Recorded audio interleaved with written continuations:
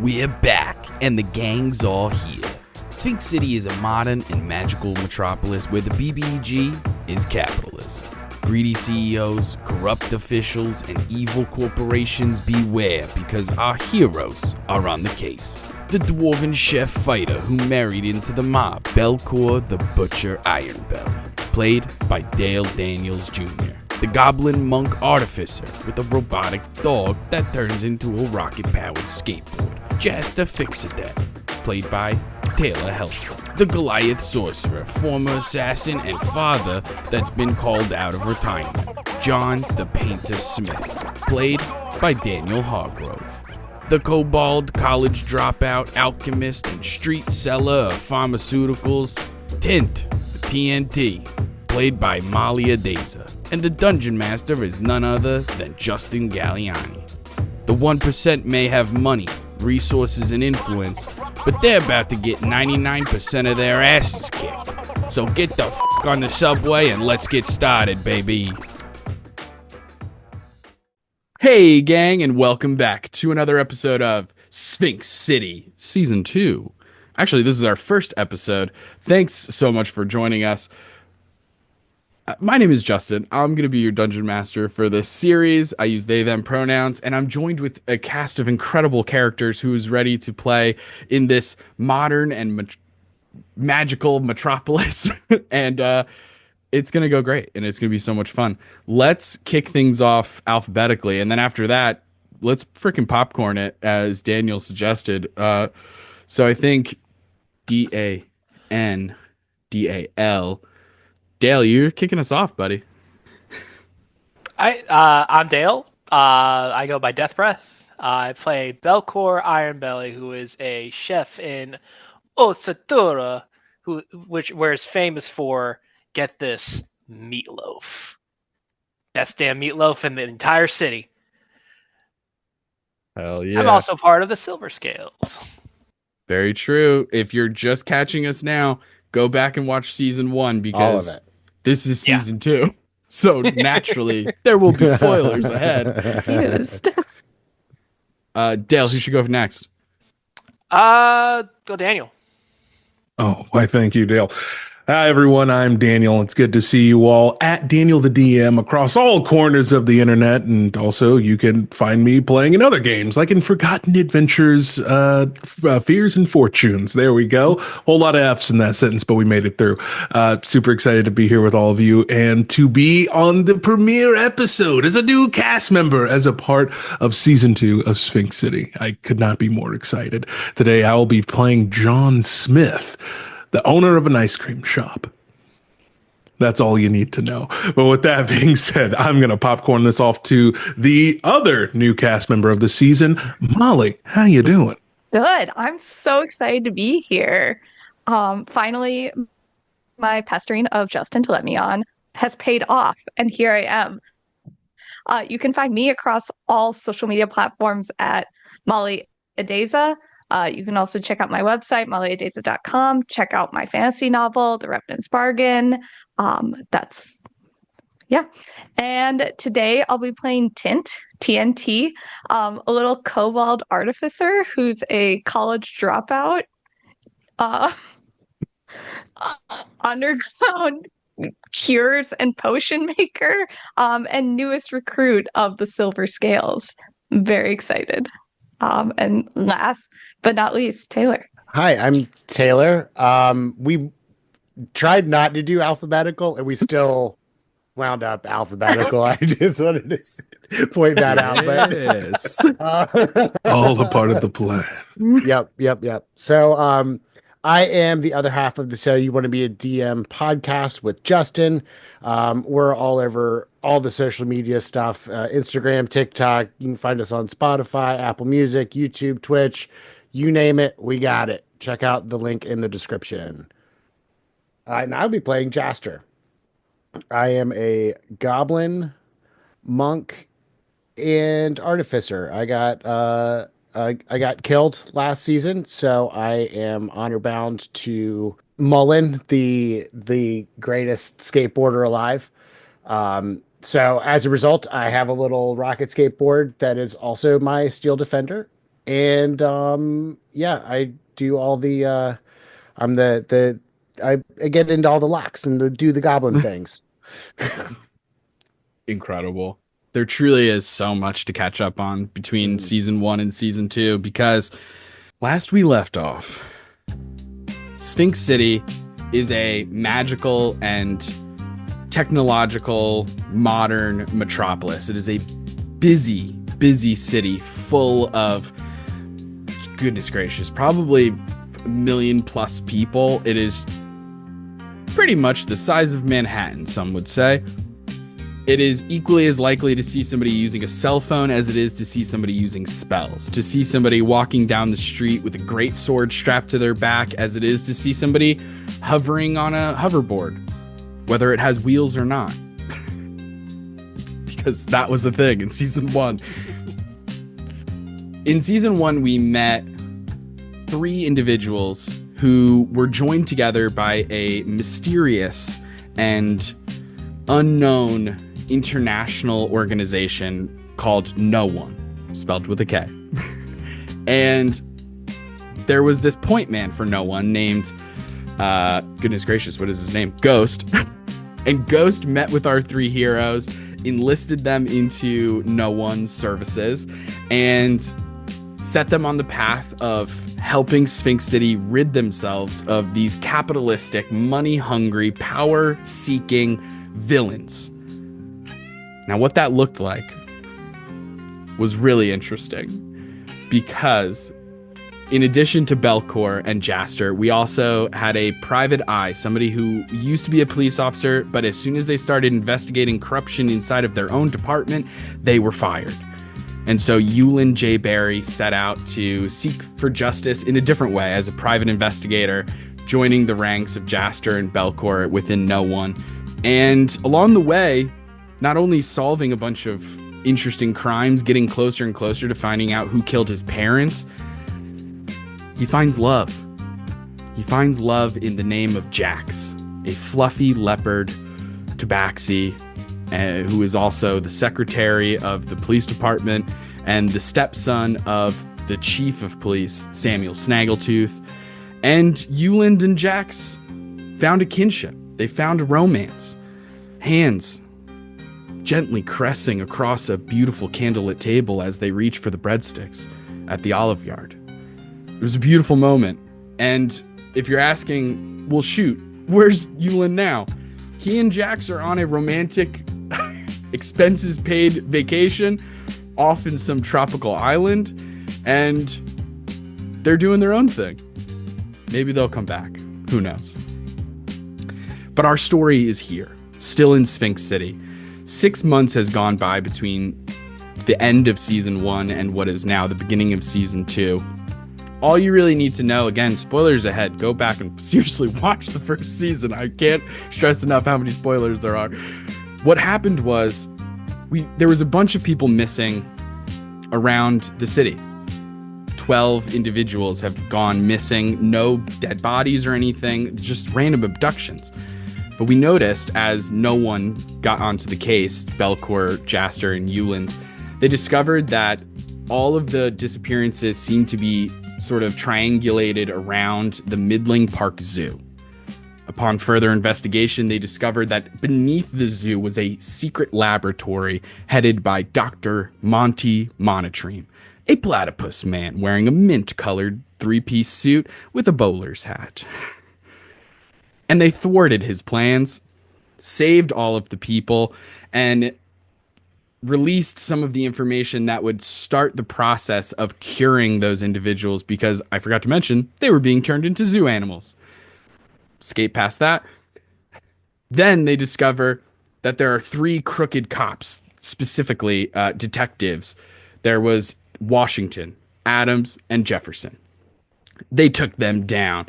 2 of them, Washington was killed, but Adams and Jefferson were actually put on ice with the help of Ghost, their contact with KnowOne. And so those 2 are still like chilling wherever they may be. That leads them to go start investigating the Romance Realtors, 3 individuals who co-founded a realtor group that is supposed to bring the idea of home is where the heart is and fall in love with your next purchase and that kind of ideology. But actually what they were doing was gentrifying neighborhoods, hiking up prices, kicking out locals, and destroying the infrastructure of what makes Sphinx City great. And so we tracked them down beneath Sphinx City in a small little civilization underneath the streets called Sewer City, where an entire town exists called Sewer City, populated with crocodile folk. And these crocodile folk are quite advanced. Yes, they may live in shacks and the hygiene's not fantastic, but their currency is top of the line. It is a cryptocurrency, referred to as shitcoin. And so our heroes invested a little bit into the shitcoin, did some exploring there, and eventually took out the romance realtors. This led them further down the pipeline, meeting all different kinds of characters along the way, until eventually realizing that some of the masterminds behind this plan included David Thistletrick, a gnomish inventor and CEO of Excelsior. Because what was happening behind the scenes is that Excelsior was trying to create a partnership with a sporting organization so that they could film the big game that was going to be taking place. And during the halftime show, you would only be able to watch if you had Excelsior Prime. And then Romance Realtors was setting things up so that every new apartment has Excelsior Prime included for 1 year. So all these people would be watching, and they found a way to cast spells through the TV. So they could polymorph everybody in the entire city into lizard folk, specifically crocodile folk, thus raising the price of shitcoin astronomically through the roof. Or at least that's the plan that everyone caught on. Maybe there was ulterior motives there, because as some of the players have pointed out, it wasn't the greatest plan. But maybe there was other things going on. Who knows? All of that is to say, we eventually caught David Thistletrick, destroyed him, stopped that plan from happening. 6 months have gone by since then. We're not out of the dark yet. We still have some issues going on. Sphinx City is by no means perfect, and it never has been. But it's our home, and we want to protect it, protect our loved ones, our friends and family, and we want it to be a place that we can be proud of. And for that to happen, more work needs to be done. And who better to do this work than our heroes? Can I have each of you just roll a d20 for me? Just flat. 12. A 1. Incredible. What a start. What a start to the season. I love it. I love this game. Lucky number 13. 13. I love that. What did Tint and Belkor? 12. I guess 16. 12 and 16. Okay. Incredible. Before we go to our heroes, we actually go somewhere else first. We find ourselves inside of a beautiful, almost a palace-like structure. Just incredible marble flooring, deep, rich red carpeting. There are statuesque artwork adorning the walls and incredible paintings. And we see two individuals. The camera kind of like focuses on their feet and kind of like moves up as they're moving away from camera. And on one side to the left, we see a woman who the top half is business. There is a blazer with a sharp blouse. And she has like black hair, sort of a bob, like straight line across, bangs, bob haircut right above the shoulders, very well put together. And her lower half is a massive snake body. And she kind of slithers her way next to her companion here. The companion is a literal giant. Luckily, this palatial studio, this place that we find ourselves, the ceilings are no issue for this figure, as we see somebody who is like 16 feet tall, stomping just by the very weight of their being, not necessarily intending to be intimidating, walking through, wearing kind of simple clothing, probably like black sneakers, maybe a jumpsuit, like a button up or a zip up jumpsuit kind of thing, very mobster kind of feeling, a thin chain. The jacket is like open enough to where you see like this blazing, almost like fire, chest hair beaming out of the skin is almost a grayish charcoal kind of color, and you can see that there are like some scars on his face, and in the scars it almost looks like magma is like running, like you can see the fire underneath this figure's skin as their eyes glow a yellowish white. Bald head, big bushy beard, just an imposing figure. And the two of them continue to walk forward until eventually they see an individual, human man, or looks human, older, probably like in his late 40s, early 50s, just judging by appearance. Has like salt and pepper kind of hair, beautifully coiffed and gelled, is wearing an absolutely audacious and ostentatious sort of suit.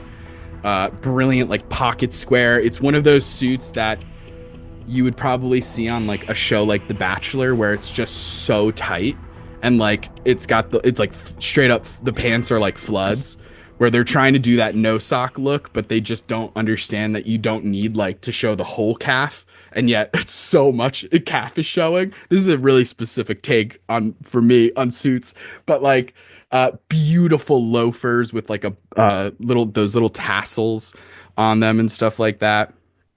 We see this individual, thin mustache with a little goatee, incredibly well manicured, wearing like several rings and like a gigantic Rolex style watch, as we see Zusk Bergos talking to two of his important underlings. And Zusk says to the woman who, and now I'm going to throw a huge role-playing curveball to Molly and Daniel, our two newest guests on the show and cast members. So Molly, you're going to be playing Laura Ka in this quick scene. Laura Ka is the head of PR for AstraZeneca Inc., a evil pharmaceutical company, who was involved in season 1, but never was able to be finalized in terms of thwarting them or putting a stop to them or anything. And Daniel, you're going to be playing Dominic Infuego, the leader of the Grey Gardeners, a rival gang to that of the Silver Scales, and another part of the network of villainy that happens here. And also, by the way, a fire giant. And so Zusk turns to you, Laura. Listen, so remember, when they get here, we're going to need to make sure that everything's ready and prepared so that we can juice them up right when they get here, okay? We've gone over this multiple times. I do understand, darling. All right, I just want to make sure because, you know, we've had some snafus the past couple of months. We've had this I assure you, none of those spy snafus organization have been on our ends. No, of course not. Of course not. You've done And incredible to work. insinuate. Well, I always like to just keep my ducks in a row and make sure everything's going according to plan. It sounds like it is, though. I assure you, it is. Okay. Incredible. Now, Dominic.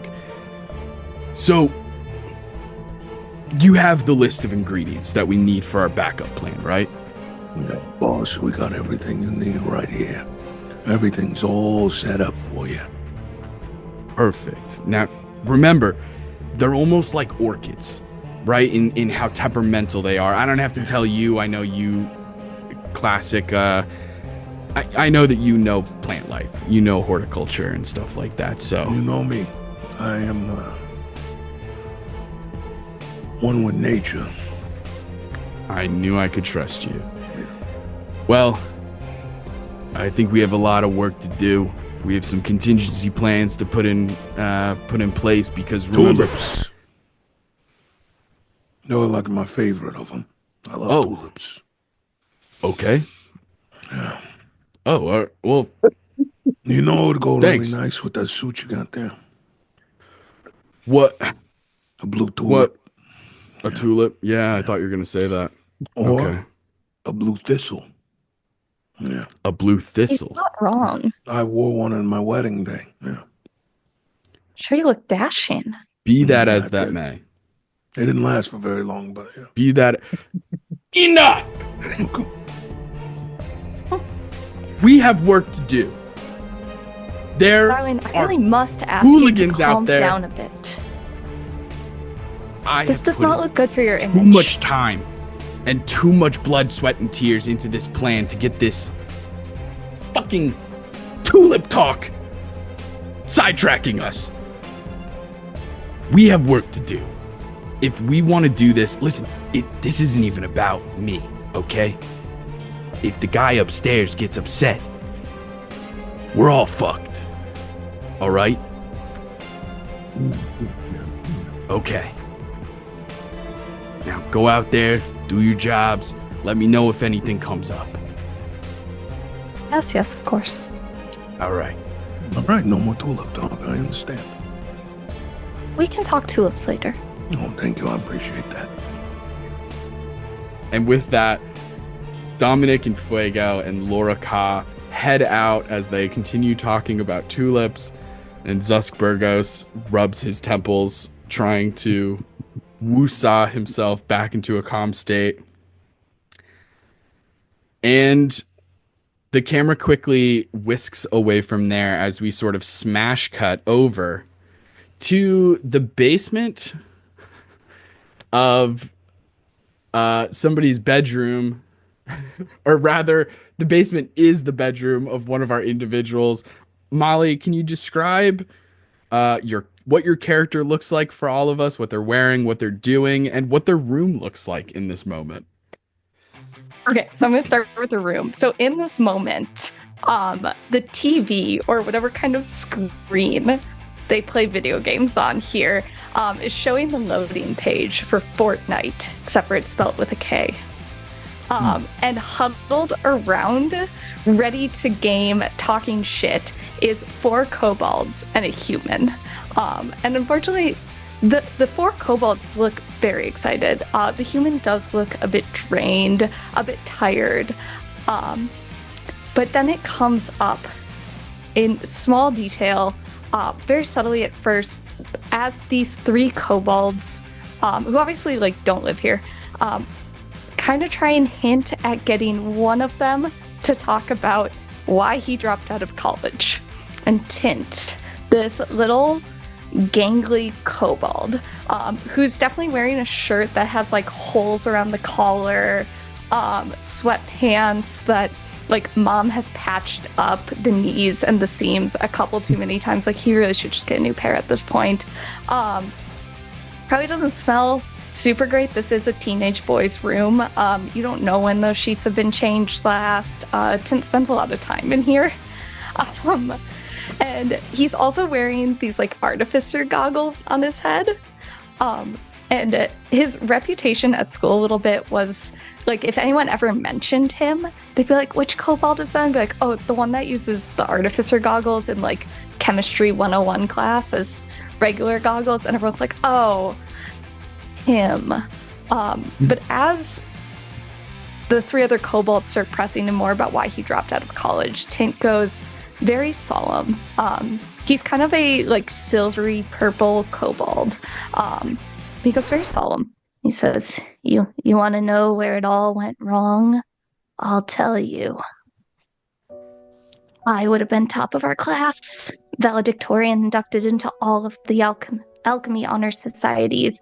I would have graduated summa cum laude. I was being headhunted, did you know, by all the pharmaceutical companies for internships this summer. Yes, in the fall semester, I was already. They recognized my brilliance. Weren't you a freshman? Yeah. One of the kobolds asks, interrupting. Yes. You're a freshman, and they were headhunting you? Yes. Okay. All right. No, continue. Thank you. Please save questions for the end. Okay. And he kind of turns and looks out into, like, I'm assuming this is like a half basement, so there's like the little windows. And he just looks into one as if like it's going to be the cutscene where like the light grows bright and we move on to a new scene. Says, where it all went wrong was when my best friend Jeb was kidnapped. And Jeb is the human sitting right next to him. That was, I mean, those few days when I missed him terribly. But then he was found, and we thought that everything would be okay. And it should have been, but then the cure didn't work. And insurance wouldn't pay for another dose. And to top it all off, our group project got a C. And I knew then and there that higher education was not for me, that they couldn't recognize my brilliance. And I knew that I was destined for something greater. So in those days, after I resigned, after I left the school, I wandered the streets, avoiding the places that Jeb and I had some of our best memories, like the library, where I did the majority of our group project and he complained, or the game shop, where I was first told that he had been kidnapped, and on the street walking home when I then realized that he had our group project when he was kidnapped, and if I didn't get it back, we were going to fail. But I avoid all of those memories. And I started to think, working through my depressive episode, this haze of despair that I had fallen into, that my brilliance was meant for more, and I could possibly create a cure to get Jeb back. Okay, Jeb's like right there. Jeb's like, the whole time, Jeb's like looking at the other kobolds, and it's just every once in a while going, I mean, it was a C+. First of all, we got a C+. I don't know where the C came from. Technically, it was a C+, and I did some of the work. I did Put your some name of on the work. top. You put your name on it. You hit save. Who came up with the title? The title was But that Final isn't Version. important. The date. You didn't even want to put the date on the top. Well, it depends on when they read it. The date changes. Every day it changes. You see where it all went wrong. One of the kobolds is like, oh my, I didn't realize it could be this bad. You poor soul. But it got better. There's light at the end of the tunnel. You see, I thought with my brilliance, right, I could change Jeb's life and others too. So I started working on a cure. And though I haven't cracked it just yet, I learned that I could make other pharmaceuticals, other potions and cures that are too expensive for others in our neighborhood to afford.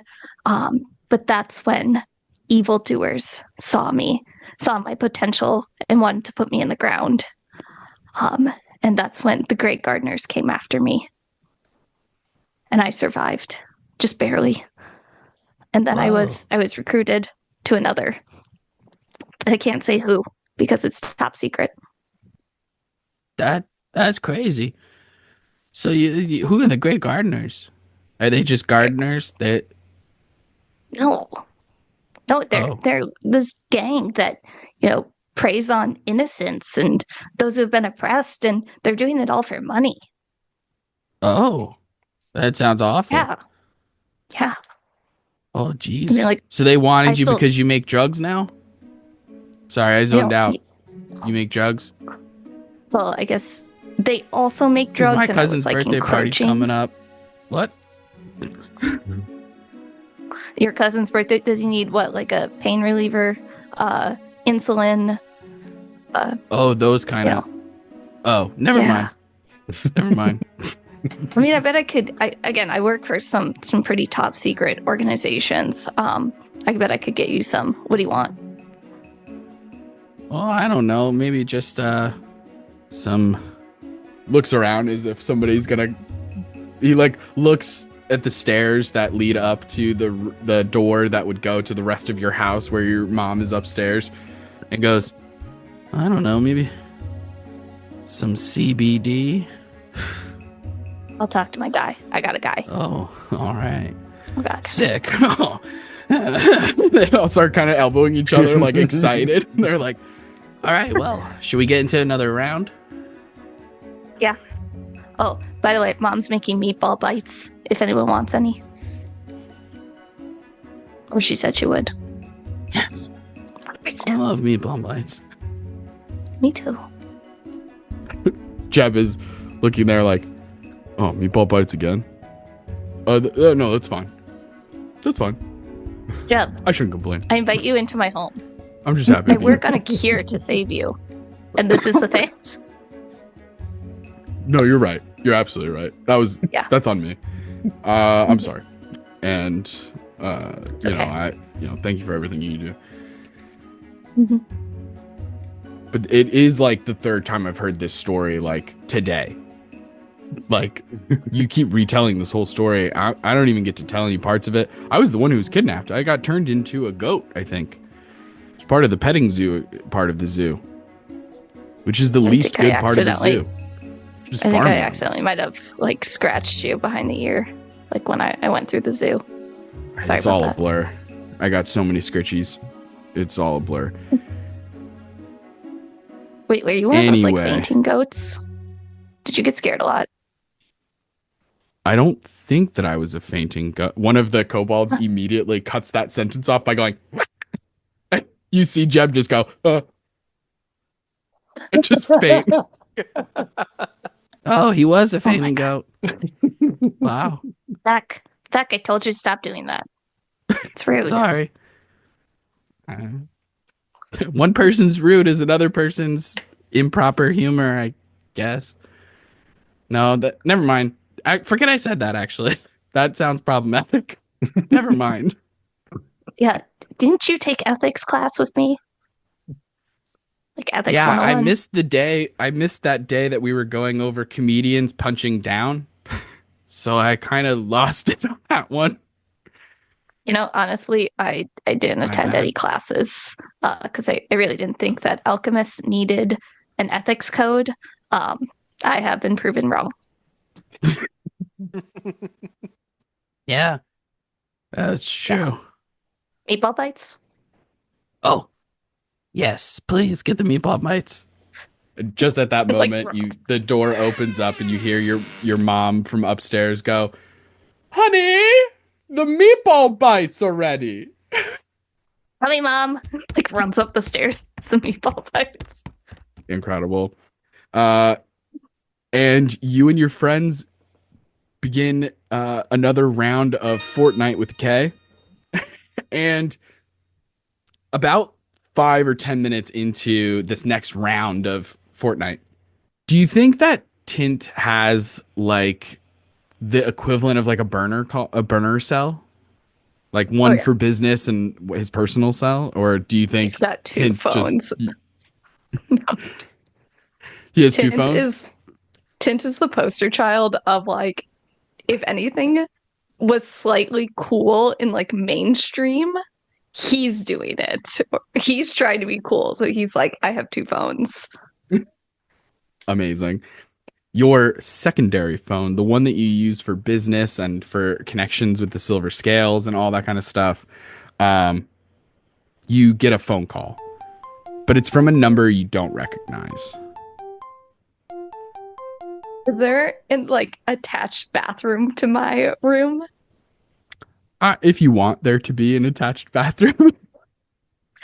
Yeah, Tint like drops the controller and he's like, I have to shit, and he runs into the bathroom. Hits the answer. Geez. He's like, Secret Agent Tint here.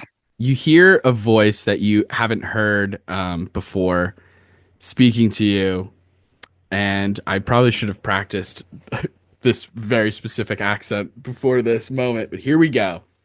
This voice says, "Well, hello there. You said it's this Tint that I'm speaking to." Secret Agent Tint. Perfect. That's exactly the person I mean to speak to. My name is Ghost. I'm a part of a secret organization. I'm a secret agent. So, All this the works better. out. Exactly. We can jump right to recruitment. Tint, we need your help. I'm down an agent, and I need a couple new recruits to join our forces to stop the evil that is plaguing Sphinx City. And if things work out, sky's the limit. He, like, covers the receiver. It's like, he thinks I'm an agent. Yes, of course. Where All right. should I meet you? Don't worry, I'll meet you. And with that, he hangs up on the phone. Your toilet in the bathroom flushes, and crawling out of the water tank, pushing the porcelain lid aside, and it almost like slams on the ground. You see crawling out of it is this he has, just for like stereotypical visual purposes, he kind of looks like a vampire. Like he has very pale, sunken cheeks, pale skin, has like that Mr. Fantastic black hair with white on the sides, pointed ears, like kind of a little bit sharpened teeth, like very hollow looking eyes. I mean, he has eyes, but they just look the kind of eyes where it almost looks like he's looking through you, like a doll's eyes, kind of. It's a Jaws reference, real quick. And he crawls himself out. He's wearing a full trench coat, which is now drenched. He has on like a trilby hat, and he crawls out and goes, "All right, Tint, it's a pleasure to meet you. I'm Ghost." And he holds a hand out. I don't regularly flush that toilet.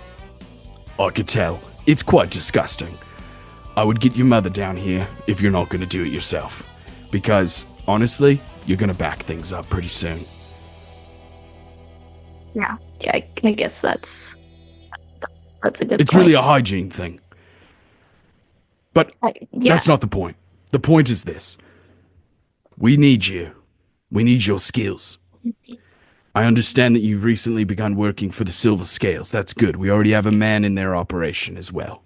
The Silver Scales are good people. Another who don't work. secret agent? That's right. You may have met him before. He's a chef. Does that ring any bells? It would be crazy for me to just give you his name, because that sort of goes against our entire code of being secret. Does he make meatballs? He makes meatloaf.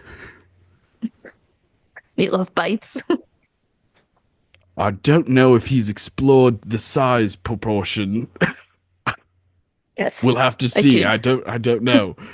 When we do his intro, we'll find out, I'm sure. As he breaks the fourth wall in that moment. Me and my family really like Italian food. So yeah, I think I know who you're talking about. Yes, Little Feywild has all of the greatest Fey/Italian food. Like meatloafs. Like meatloaf. Now, Tint. Yes. The things you're going to be going up against are dangerous. I can handle it. Okay.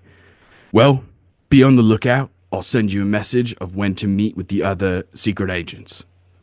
Okay. Don't tell anyone. Okay. Well, and I'll clean my toilet just in case you want to visit again. All right. That's probably a good idea.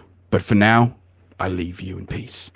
And he lifts the toilet seats, puts both feet into the actual toilet bowl, and flushes the toilet, and gets flushed down the toilet. And with that, we leave that scene. What an intro, gang. And we head over to our other new cast member. So, Daniel, where do we find John Smith in this moment? It doesn't need to be the exact, like, simultaneous time period of Tint's intro, but, like, what does he look like? What is he up to? Yeah, so John Smith is a Goliath. And he has this bluish kind of gray skin.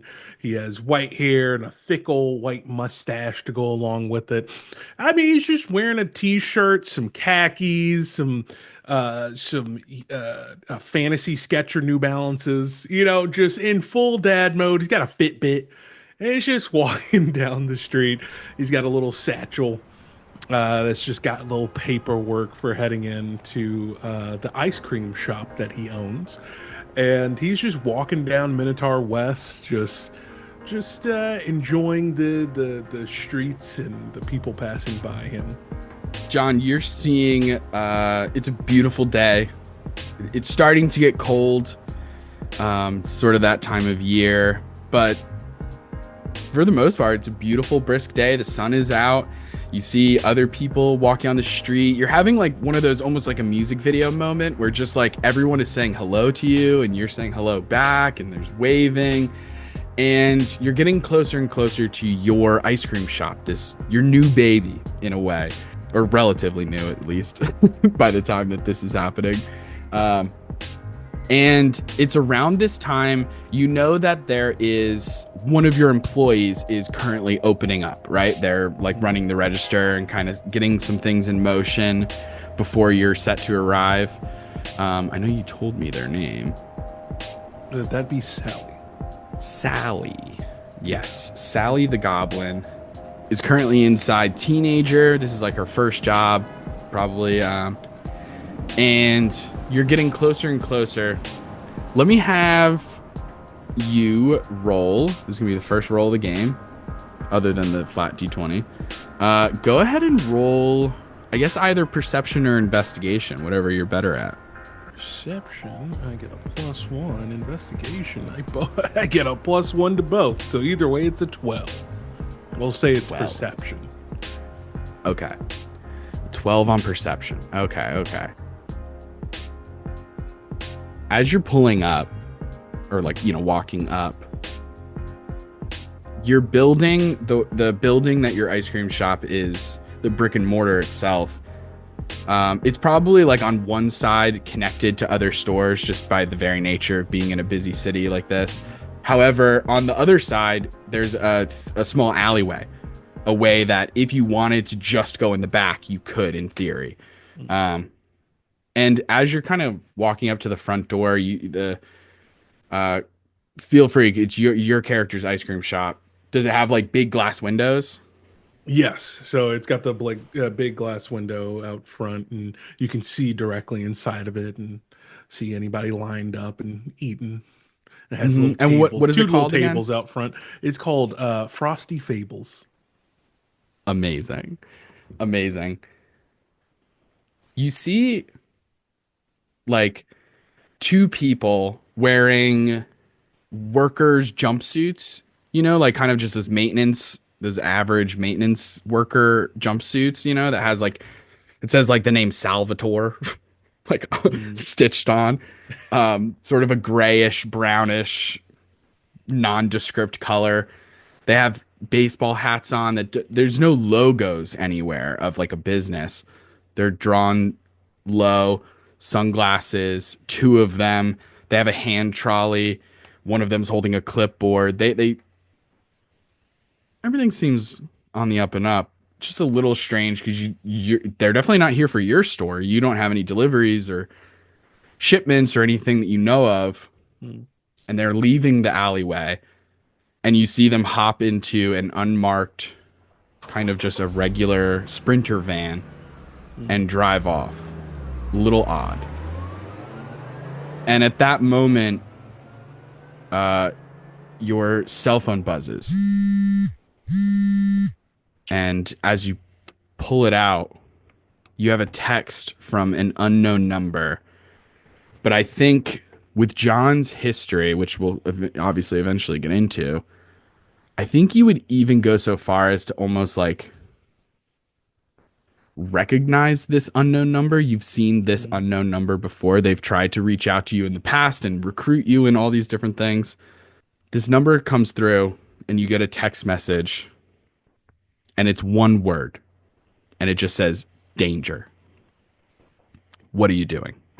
Yeah, so I think immediately first thing I do is I open up my little kind of satchel that I have around me, and I forgot that I need to put on my kind of like this just zip up hoodie that I put on that covers up all my tattoos.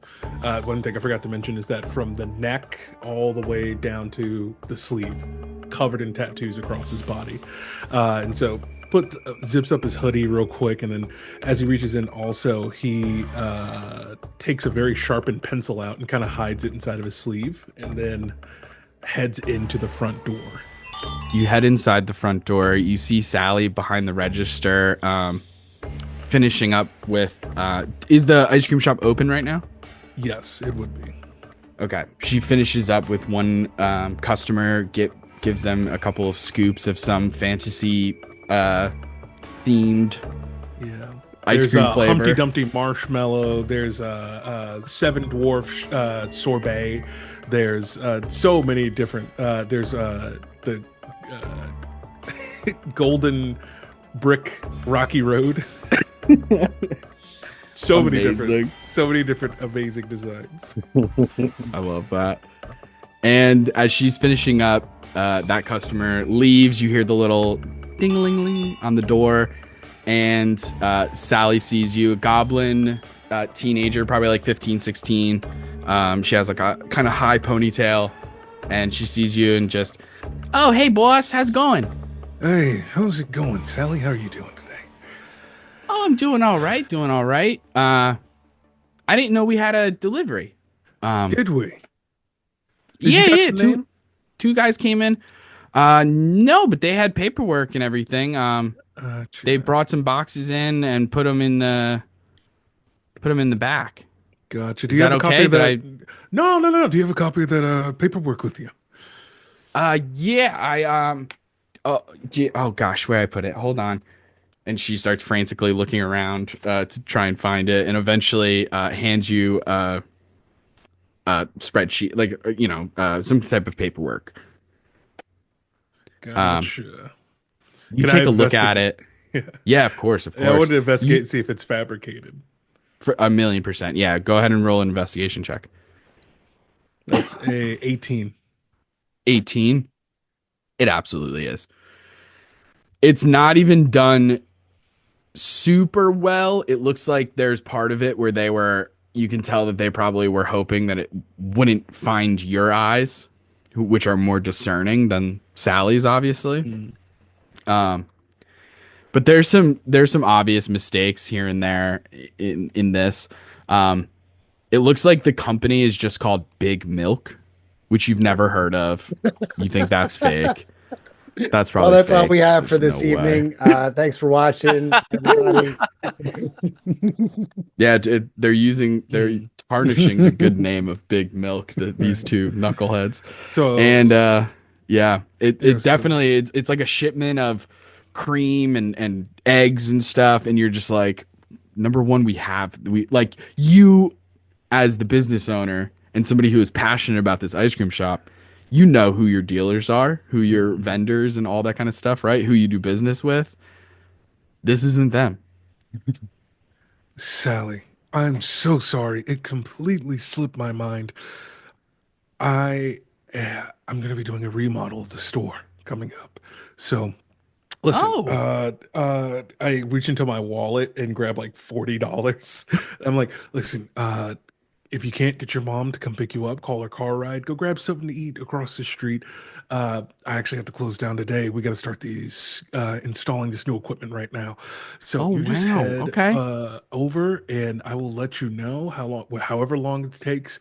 You're going to get paid as if you worked this whole entire time. Oh, well, geez, mister, that's so nice of you. Sure, yeah, I guess. Of course. Listen, just let me know when the work is done. Oh, go ahead and grab your phone. Grab your phone, all right? And yes, of course. We're going to go out the door, go ahead and go out the front door. And incredible. I will send you a message about how the remodel is going to go. Amazing. And they're starting right now? Right now, today, since I'm here, I gotta go start and install this. Oh, my goodness! Through the door. So yeah, it's moving parts so fast. Yeah. Wow. Yeah, I didn't even know that we were doing this, but okay. Oh, you're pushing me right out. Oh, yep. okay. All right. And as you're kind of like very close sign, gently, lock the door. yeah, dad mode. Are you leaving with her? No, I am I'm gonna lock the door behind me, and then pull the pencil out that I had and kind of wield it like a dagger as I go to the back office. Amazing. You head towards the back office. Sally is going on her way with $40 in her pocket, and you go through the front area, making your way to the back to where like the kitchen work area is, where you experiment for new flavors and put together huge batches of ice cream and test out new ingredients and stuff. And sure enough, you see a pretty sizable package. It's on like a pallet of wood. It's just one large, what looks to be like a cardboard box, taped up, and Big Milk written right on the side. What are you doing? I'm going to. Are there any sounds or smells coming from the package? I want to try to make a perception check. I'm going to say no roll required because you've removed all other noise creating things, aka Sally. It's pretty silent in here. As you get closer to the box, you hear beeping. Beep. I immediately start to sprint, jump over the counter, shoot a firebolt at the glass, and then jump through the front window. The second you burst through, the camera whips around to see you jumping almost towards the camera as we enter into slow motion as a massive explosion fires off. Glass shattering, pieces of ice cream going everywhere. And the last thing the camera catches is like a piece of cardboard that is smoldering around the edges that just says Big Milk, and it just burns into ash.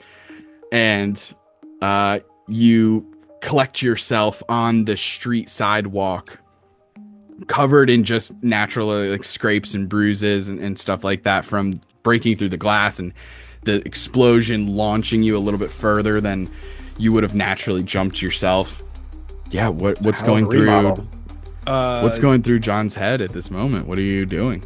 Just an uncontrollable sense of rage as I stand up and I'm covered in soot, shards of glass in my skin and in my back, and I just pull out my flip phone and go to the text messages and respond back, "I'm in," and then close the phone and begin to walk away into the alley. Amazing. Somewhere in the pipes that connect toilets in this city, you see a very wet and cramped vampire-looking man go, "What's that?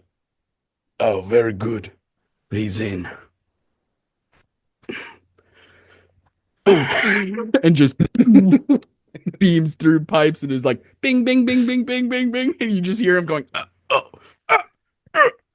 as he hits the corners and pipes. Amazing. And we leave there. So funny. We leave there and we head over to Little Feywild. We pass by an outdoor bocce court where you see some elderly fae kind of just playing bocce. There's like a fairy and a satyr rolling these wooden balls down a track. We pass by ironically, a different type of ice cream, a gelato shop called Garibaldi's. There's a wine bar called Grapes of Wrath. And eventually we find our way to, on the corner, this beautiful piece of real estate, just like the perfect location for a restaurant. It's a corner spot, lots of visibility, big glass windows where you can see the beautiful dining area inside, Gold's Leaf, signage out front that says Osatura, established something like 1855 or something like that. An old restaurant is the point. And as we head inside, we see that even now, like kind of middle of the day, it's like in between lunch and dinner. It's not as busy as it would be during dinner rush, but it's still like pretty popping in here. There's some people sitting at a bar. The bar is very like fancy, just mahogany wood and all high shelf bottles behind the bartender. But we head past that into the kitchen. Dale, can you describe what we see in the kitchen, who your character is in terms of like what they look like and stuff like that, and what they're doing at this moment? All right, so just in the kitchen, and you just see one dwarf, one human, just you just hear the sizzle of the pans. It's like, yes, that's how you do. Like you just hear Belkor go, yes, that's exactly what I'm talking about. Like the nice aroma. This. Yes, the aroma. Okay. That's what you're looking for. And then you want to add your ground beef, and then like just want to like just kind of like not cook it all the way just yet, but you want to at least get it to the point where it's semi-cooked, at least so that the garlic and the onions and the peppers can just marinate and just season that beef and pork mixture, and then just make it into a loaf. Throw it in the oven. Maybe add a little bit of tomato sauce on the top just to give that nice little acidic kind of taste. Just throw it in the oven for like a good 30 minutes, and that 30 minutes is my recipe for incredible meatloaf. Oh my gosh, chef, this is incredible. I'm gonna do you proud. I'm gonna bring justice to the meatloaf. I'm gonna stick to the recipe. I'm gonna make you proud. Okay? That's why, Sven, and I do like the whole like shoulder kind of thing. That's why, Sven, I'm making you head chef of Satuna. Me?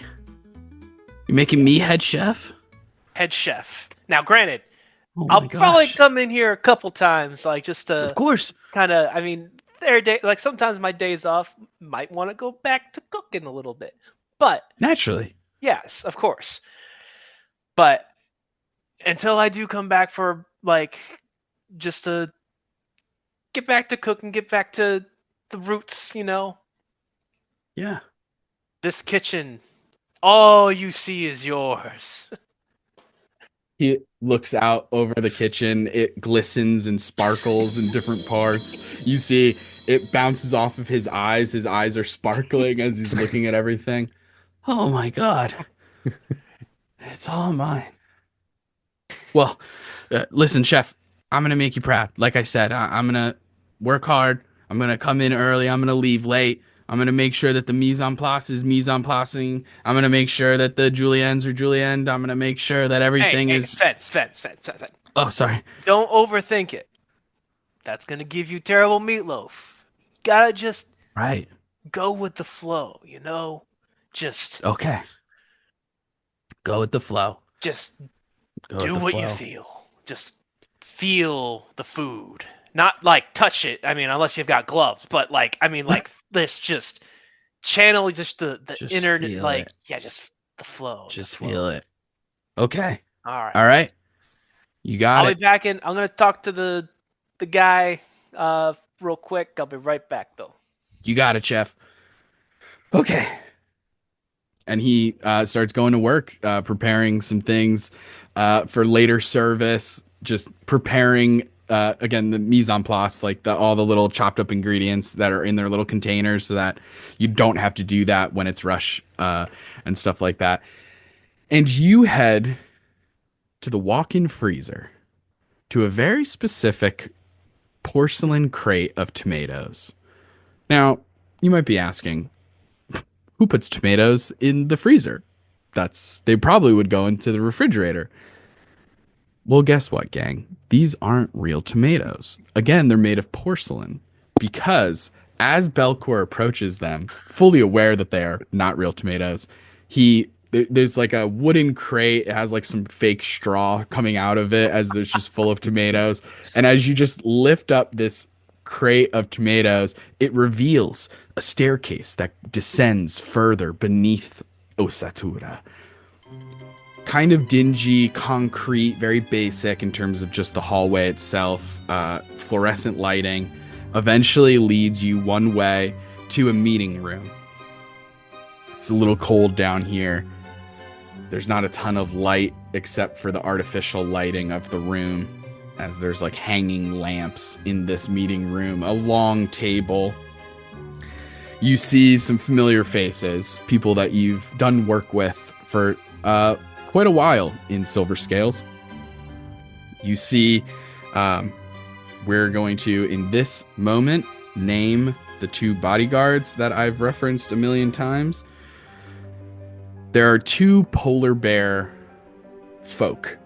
I refer to them as Ursa folk. They're wearing like dark colored suits with turtlenecks that go up pretty high, just white fur, polar bear, standing on either side of a tiny chair. But these 2 individuals, there's Bosco and Roscoe. And those are the polar bears, and now we know that. And so Bosco and Roscoe see you come into the meeting room. They're both kind of just like standing with their arms folded and look at you and nod and go, Hey, how's it going? Hey, Belkor, how you doing? Doing all right. I can never tell you 2 apart. You guys are like twins. Oh, yeah. We get that all the time. But we're actually boyfriends.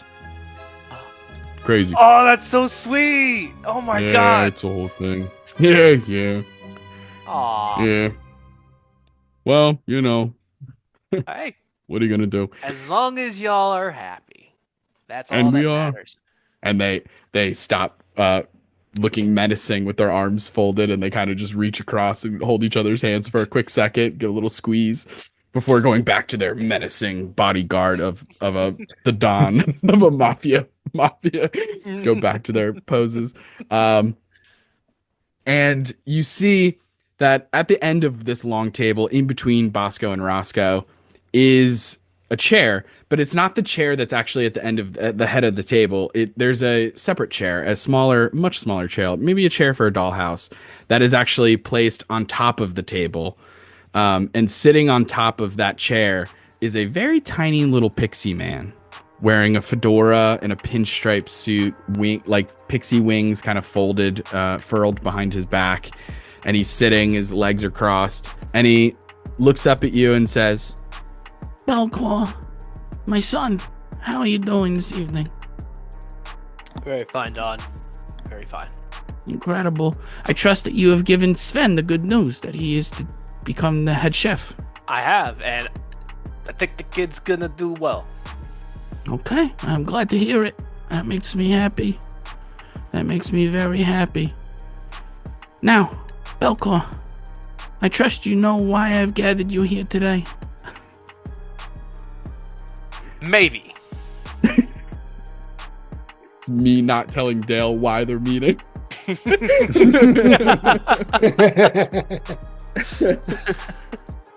He says, of course. Well, as you remember, in the past 6 months, there's been a nuisance, a thorn in our side. A rival gang, as it were, who seems to be encroaching on our territory. They call themselves... I'm sorry. No, it's all right. I appreciate your input, but for now, just listen. They call themselves the Grey Gardeners.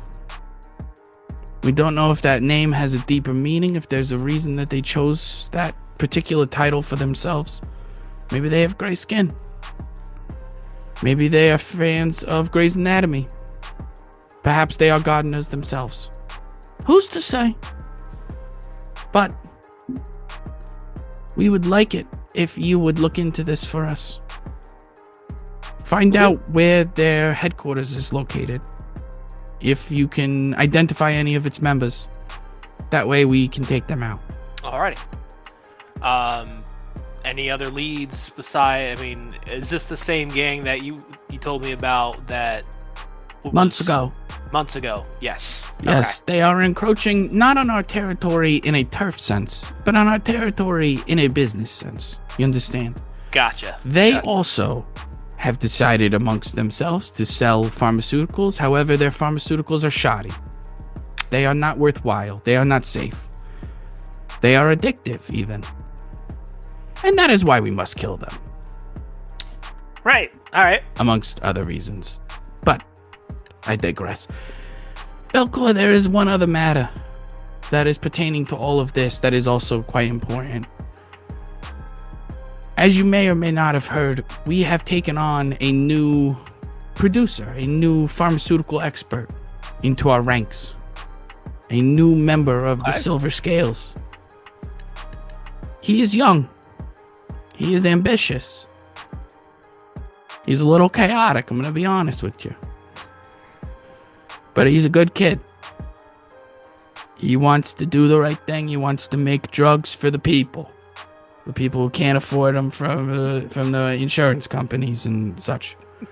You know what I mean? He's got a good head on his shoulders. His name is Tint. Like it stands for something, I'm sure. No. TNT. Like an explosive. Huh. Yeah. Does the You'll name have to fit ask the him. character? It certainly does. Okay. It certainly does. Now, I trust that you will show him the ropes. Teach him what it means. Teach him our ways. What it means to do things illegally, but also in the name of justice. I will. Incredible. Well, I trust that you all will be meeting very shortly. So, I'll leave you to do your work. All right. I've actually got a batch of meatloaf in the oven now, and I mean, what better way to break the ice than some nice fresh meatloaf? Bellissimo, incredible. I love to hear it. You know, I'm such a big fan of your meatloaf. I'm sure that's how you won Gwen over. That's how you won me over. Your meatloaf, it speaks for itself. What can I say? Stop. Alright. I refuse to stop. I'll never stop. Can't stop, won't stop. And with that, you leave the Don in the meeting room and begin to head back up the stairs to the walk-in freezer into the kitchen. And it is around this time that you receive a phone call. It is from a number that you would recognize because you've been a part of KnowOne for long enough to know when Ghost is reaching out to you. Oh. I know this guy. Or person. I don't know what he is, but he's a friend. He's a sweetie boy is what he is. He certainly is. You answer the phone, and he goes, Belkor, is that you? It is I. Fantastic. Always like to check. You never know. Somebody could answer somebody else's phone. A truly dastardly act. One I would chop them in the kneecaps for if I found out. Sorry, I got sidetracked for a moment. I was thinking about my old days when I was in the field myself. Anyway, listen, Belkor. As you know, your work is not done. Sphinx City is still not safe. There's evildoers afoot, and we must put a stop to them. Damn right. Just tell me what I need to do. Well, first things first. I probably need you to go pick up this kid because I'm pretty sure he can't drive. Maybe he could take the subway, but honestly, he might slip between the cracks. He's a small guy. His name is Tint. You're shitting me. I might do business in toilets, but I never shit anyone. You're not going to assure you believe of the that. coincidence. Oh, you've heard of him?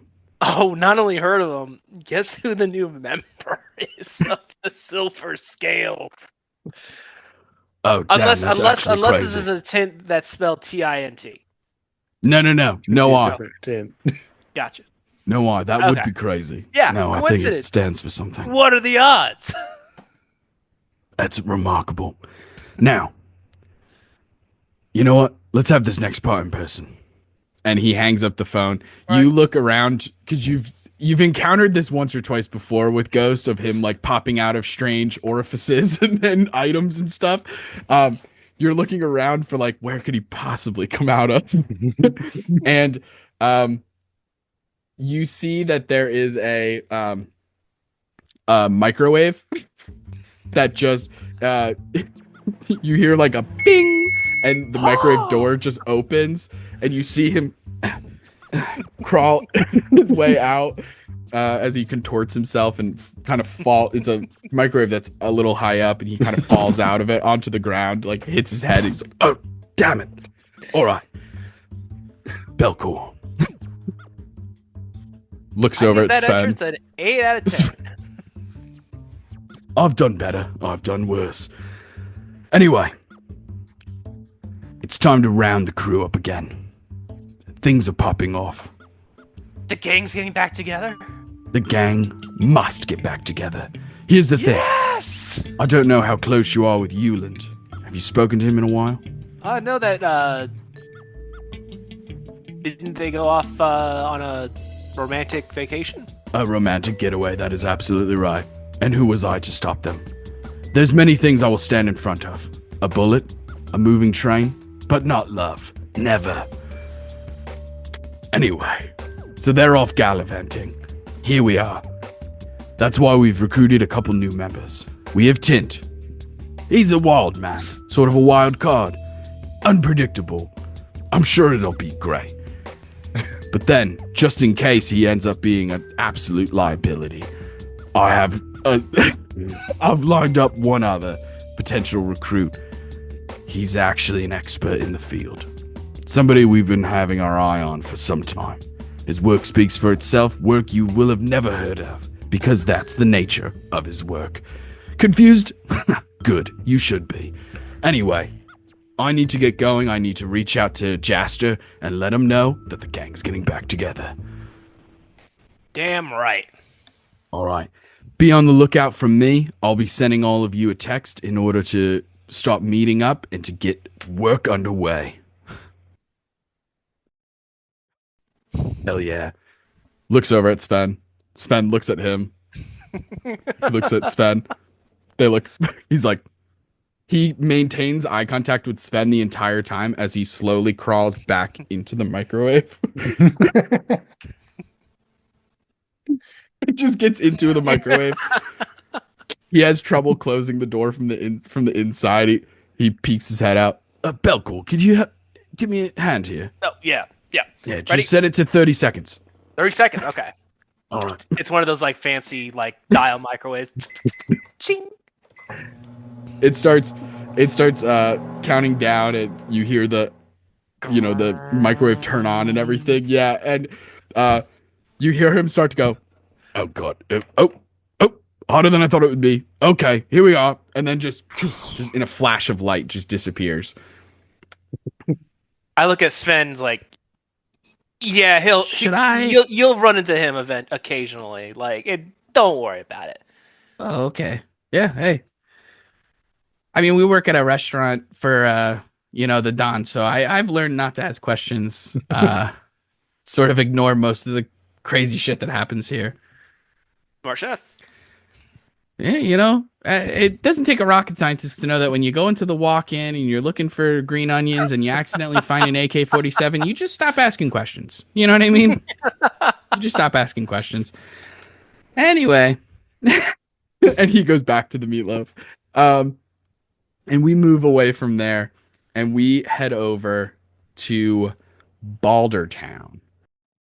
Baldertown is a eclectic, diverse neighborhood full of all different kinds of shops and businesses. We pass by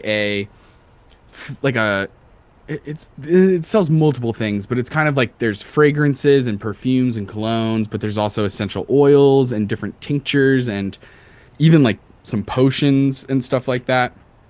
As we pass by a shop called The Sixth Sense, like sense, like smells, and we pass by a incredible market like kind of a farmer's market, but also mixed with all different kinds of goods. This is the Goblin Market. Just all different kinds of things being sold here. You can find like really, really expensive things that are probably counterfeit here, but you could also find like some of the freshest food ever at incredible prices. And we also passed by a cigar shop called Fumar del Tigre, which is just the tiger smoke.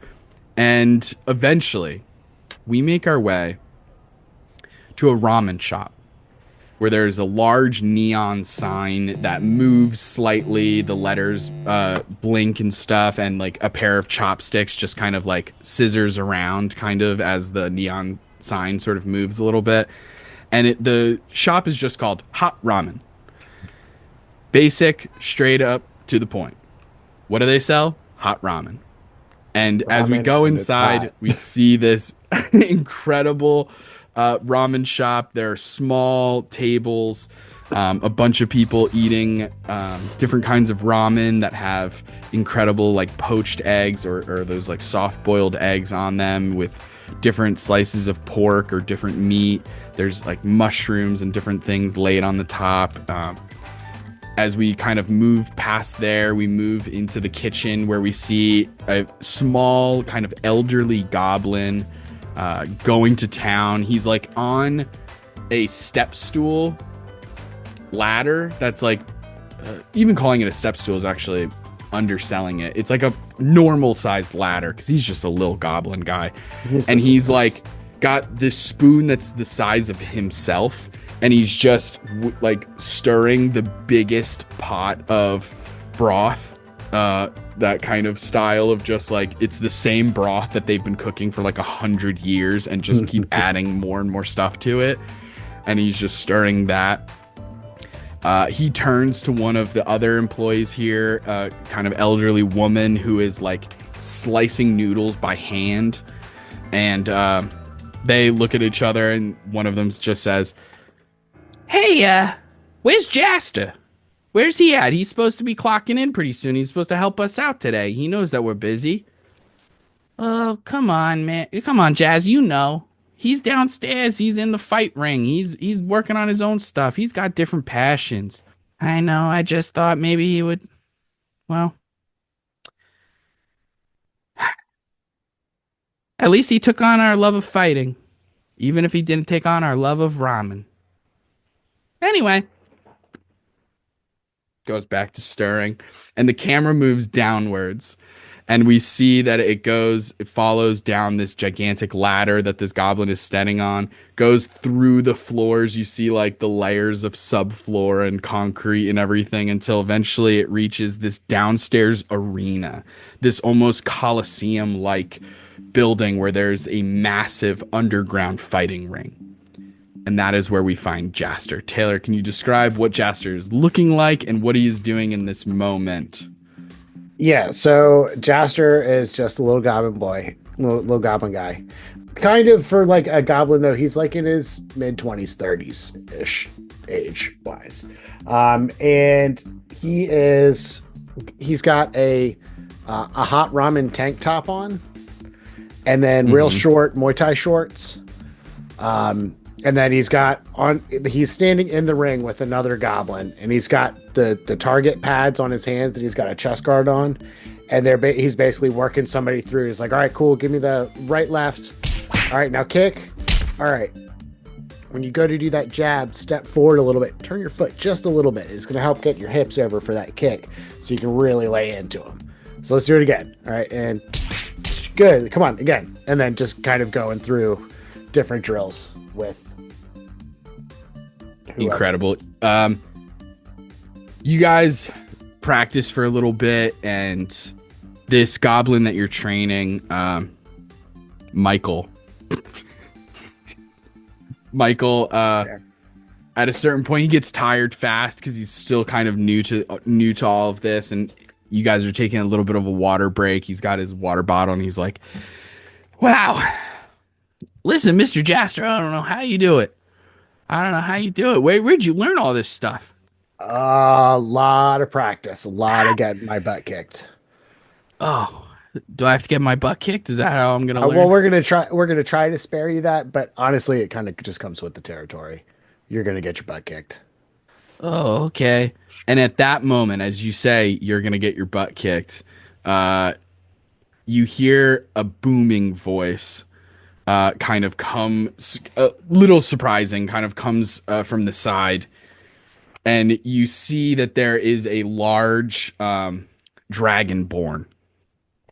Looks like green scales, shirtless, is wearing kind of like pretty small compression shorts, and he's got like wraps around his wrists that kind of have the little bit of you know how you can do a wrap where there's like little bit of padding on the knuckles kind of thing.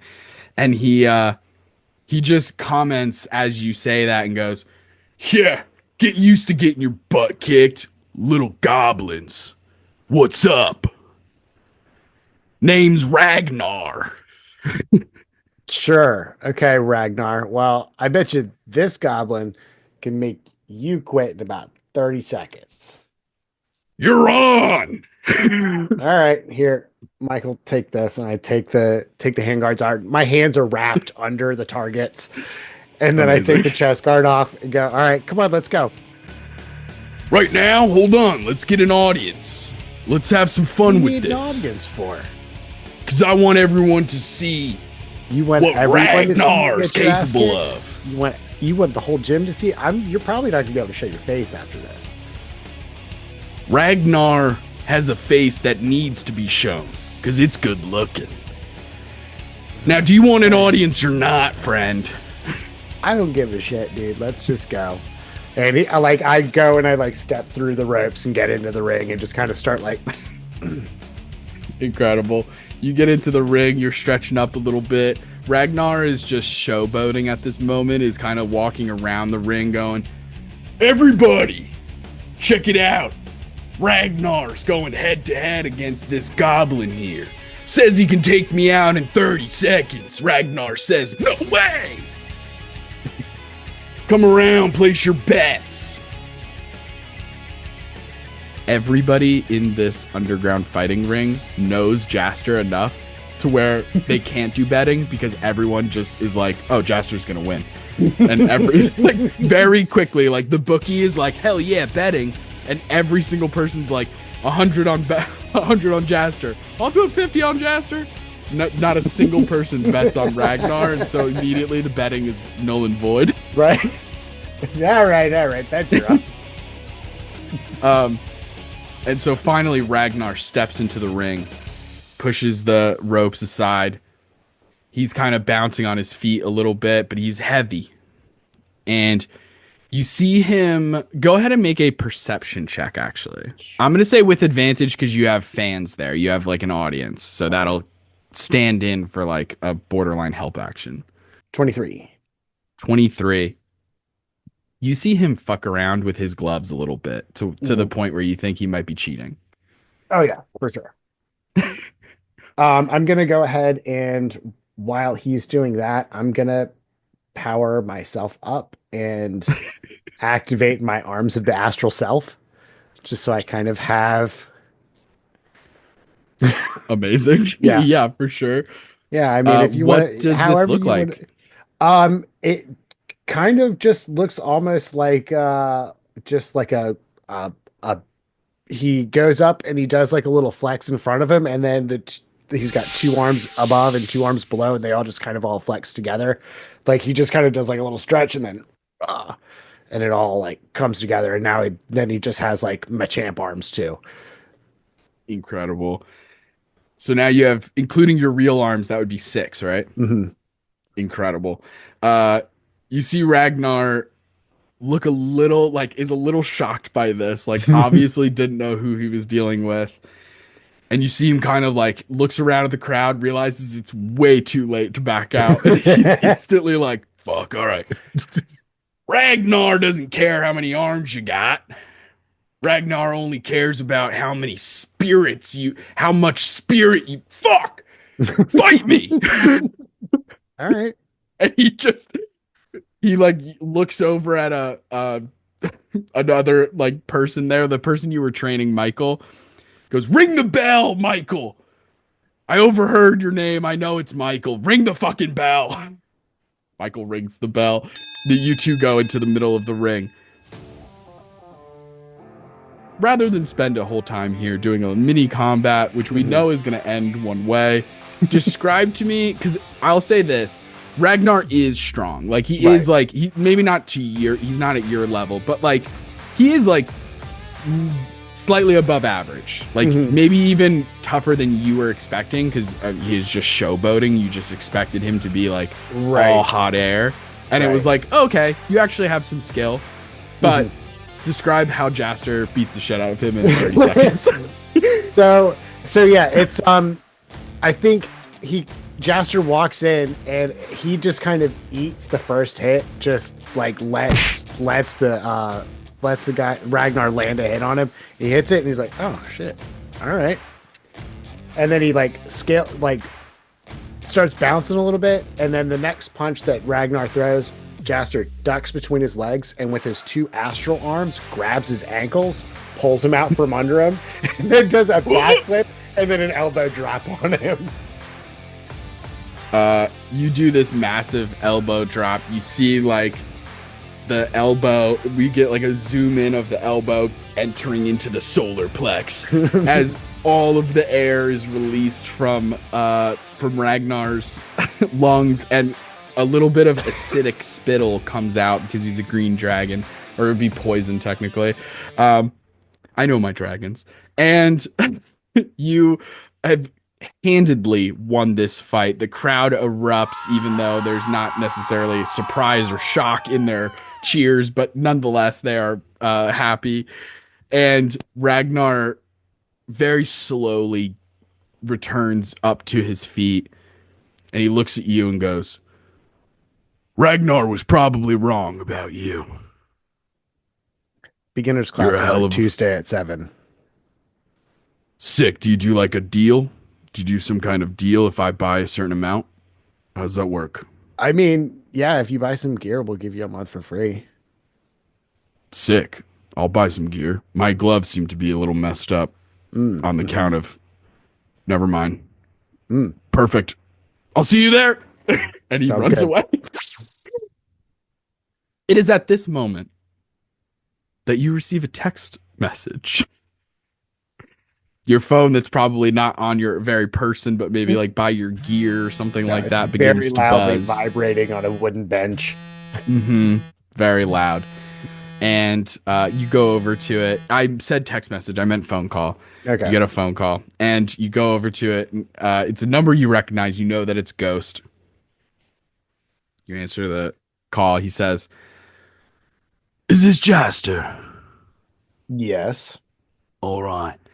Listen, Jaster, this is Ghost of KnowOne. Right. You remember me? Yeah. You know who I am? All right, good. Just checking.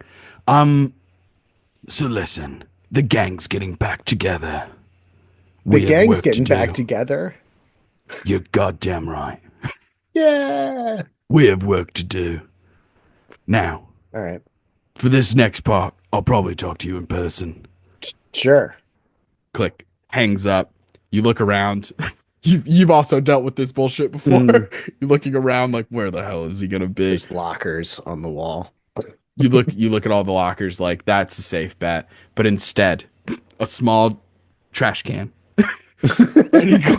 like a waste paper basket, climbs out of. Wow.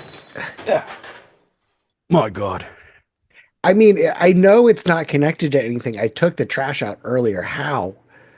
Can't tell you all my secrets. Sorry, hold on. Let me crack this. Oh, yeah, that's it. There we are. Okay. Listen up. Just as he's about to start, he looks over. Him and Michael make eye contact. He looks at Michael and just goes, "Get away. Go away."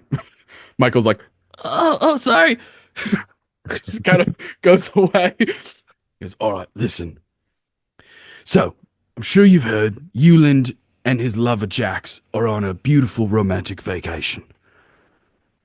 As such, it's just you and Belkor right now as active agents in Sphinx City. And so, I've made some moves. I've made some adjustments. We've added 2 members. Sure. All right? One of them, a loose cannon, who doesn't play by the rules. Doesn't play by any rules. Honestly, he's chaotic as shit. He's probably going to blow some stuff up, hopefully not himself. His name is Tint. Right. There's no I in the name. I've already got that question a couple times today. Just TNT. TNT. Okay. Yeah. Like that song. That's a pretty cool name, honestly. Yeah, it's pretty sick. It makes a ton of sense too, because it's also, believe it or not, it's actually his literal initials. So it's crazy how it all turned out. Wow. Yeah. What a It just goes to show, Yeah. when you're choosing names for your children, just be really careful because you never know how they'll turn out. But anyway, the other one is truly an expert. This is somebody that you're not going to have to worry about carrying their own. If anything, I would look to them as a bit of a mentor. Okay. Somebody who's been in the secretive sort of spy space. I'll leave it at that. Let him tell his own story if he's interested. Name's John. He'll be joining you as well. But we've had our eyes on him for quite some time. One of those figures that were so capable, so gifted at their craft. Kind of could have gone either way. Luckily, seemed to go into the side of good. And recent change of events, he's decided to join our sides. So. All right. Well, I mean, where are we meeting up? Well, that's just it. We're going to meet up right after this break. Bam. We're going to take a 5-minute break right now. Come back after this break. You'll see. Let me think about how this is going to work, actually. There's probably going to be a really quick ad, so probably like a 1.5-minute, 2-minute break, and then we'll get right back into it. I have DM dysfunction. I have DM dysfunction. I have DM dysfunction. A recent study published by the Bardic College of Lore claims that 69% of dungeon masters suffer from DM dysfunction, or DMD. This condition has more facets than your favorite polyhedral. Some have reported burnout, writer's block, issues with balance, or inner party problems. At So You Wanna Be a DM, it's our mission to not only fight the monster-like symptoms of DM dysfunction, but to treat the very cause of it. To do this, we implement auditory technology in the form of the podcast So You Wanna Be a Dungeon Master. By listening to the tips and tricks provided by Justin and Taylor, DM dysfunction can become a thing of the past. I've been a listener of the podcast for over 4 months now, and I don't have to worry about DM dysfunction anymore. And I just DM'd my first homebrew world, and I didn't have to worry about DM dysfunction. With all the So You Wanna Be a Dungeon Master content that I consume, I'll never have to worry about DM dysfunction ever again. And neither will you. Check out So You Wanna Be a Dungeon Master. You can talk to your doctor today, or you can find So You Wanna Be a Dungeon Master anywhere you find podcasts. Listening to too many episodes in a row can cause excessive imagination, lucid dreaming, lactose intolerance, and character death. Sorry, not death. Character depth.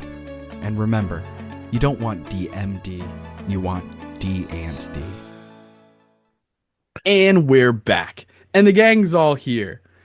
Last we left off, our heroes were all introduced. We have Belkor Ironbelly, head chef, or no longer head chef, maybe executive chef or owner, co-owner of Osatura, has handed it over to Sven, who's now head chef. Heard about an interesting other gang called Grey Gardeners, and a rival gang who seems to be stepping on the toes of the Silver Scales, according to the Don. We also met Tint, a enthusiastic, newly appointed secret agent who is here to help Silver Scales with the production of pharmaceuticals for sale and stuff like that, and also is going to be joining the ranks of KnowOne. Then we come over to an incredible ice cream shop owned by a mysterious John Smith, who unfortunately has that hobby, that dream, that retirement plan snuffed out as two strange individuals seem to have planted a bomb inside of the location. And just in the nick of time, John manages to escape as it explodes in a fiery heap. And John's first response, other than rage, is to text back Ghost and say, I'm in. Finally, we meet up with Jaster again in the underground fighting ring, this Coliseum, and as well as it serves as a gym for individuals who want to practice their martial arts. And Jaster bests a bully named Ragnar. And that's kind of where we pick up as Jaster is speaking to Ghost. And Ghost says, so, I believe it's time for everyone to get together. We have some work to do, and I need to share some information. So, give me one moment. And he pulls out a very old school looking phone, flip phone, very basic looking, gives all the vibes of a burner cell. And he starts sending out some texts furiously, using his thumbs so fast. And at that moment, Belkor, Tint, and John, all of you receive texts from this same unknown number, which you now know. Belkor, you obviously would already know this, but for Tint and John, you guys now know that this belongs to Ghost, your sort of connection, your middleman, if you will, to the KnowOne organization. Before he finishes sending it out, he looks at you, Jaster, and says, where should I have us all meet? Should we meet upstairs in the ramen shop? I'd go for a bite. I could eat. All right. Perfect. Meet at Hot Ramen in Boulder Town. 10 minutes. Be there. And you all receive that text, with the exception of Jaster. I'm just imagining an OG Moto Razor with T9. So just... He's hitting it fast. He's hitting the T9 really, really quickly. So you all receive that text, Belkor, Tint, and John. I imagine, I don't want to speak for your characters, but I imagine you guys head that way. Yeah. Get my mom to drop me off. I think before that, John would have to head home to grab a change of clothes. Absolutely. So I think you'd head there and then would go into his panic room.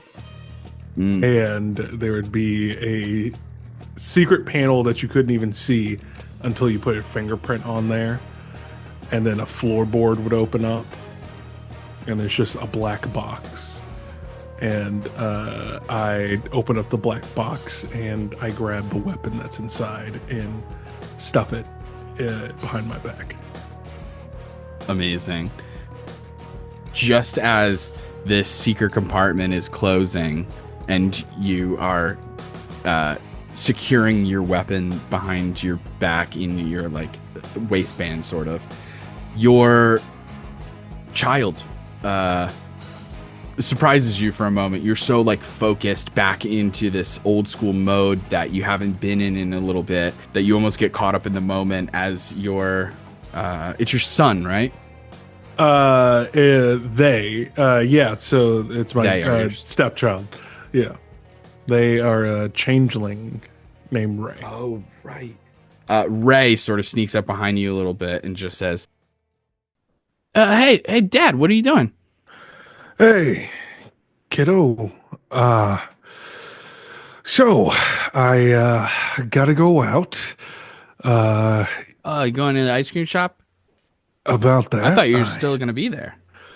I've got some pretty bad news about the ice cream shop. It exploded. No. What? How do I put this? What do you mean? Wait, what? It's like rip off the Band-Aid. Okay. It looks like there's some foul play, and I'm trying to get to the bottom of it. Somebody blew up the ice cream shop? Why would they do that? They hate ice cream? Who are these people? That's what I'm trying to figure out. So, Heck 'em. Yeah. So, listen. Do you need money to order pizza? No, I could put something together. Oh yeah, just log in to my login log in and order some pizza for tonight. I'm gonna go out late and Okay. probably have to talk to some people about this and make calls. Yeah, I imagine. I guess so. Yeah. Gosh.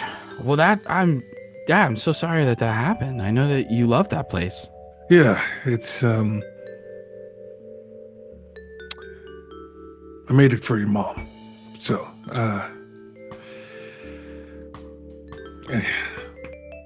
anywho, I'm gonna get going. If you need me, They don't even let you finish, and they just come in for a big hug. I love you, Dad. I love you too, kiddo. But you let me know. Can I get cheesy bread too? Yes, you can get cheesy bread and soda. Yeah. If anybody comes up on the cameras or anything like that, and you see there's like just a massive surveillance system outside the house, and like there's a corner, like there's like a little gaming section, but then right next to it is just security cameras galore that go all the way like across the street. If you see something, say something, let me know, and I'll be right home. Okay? All right, I will. I'll let you know. Okay. Good night, kiddo. All right.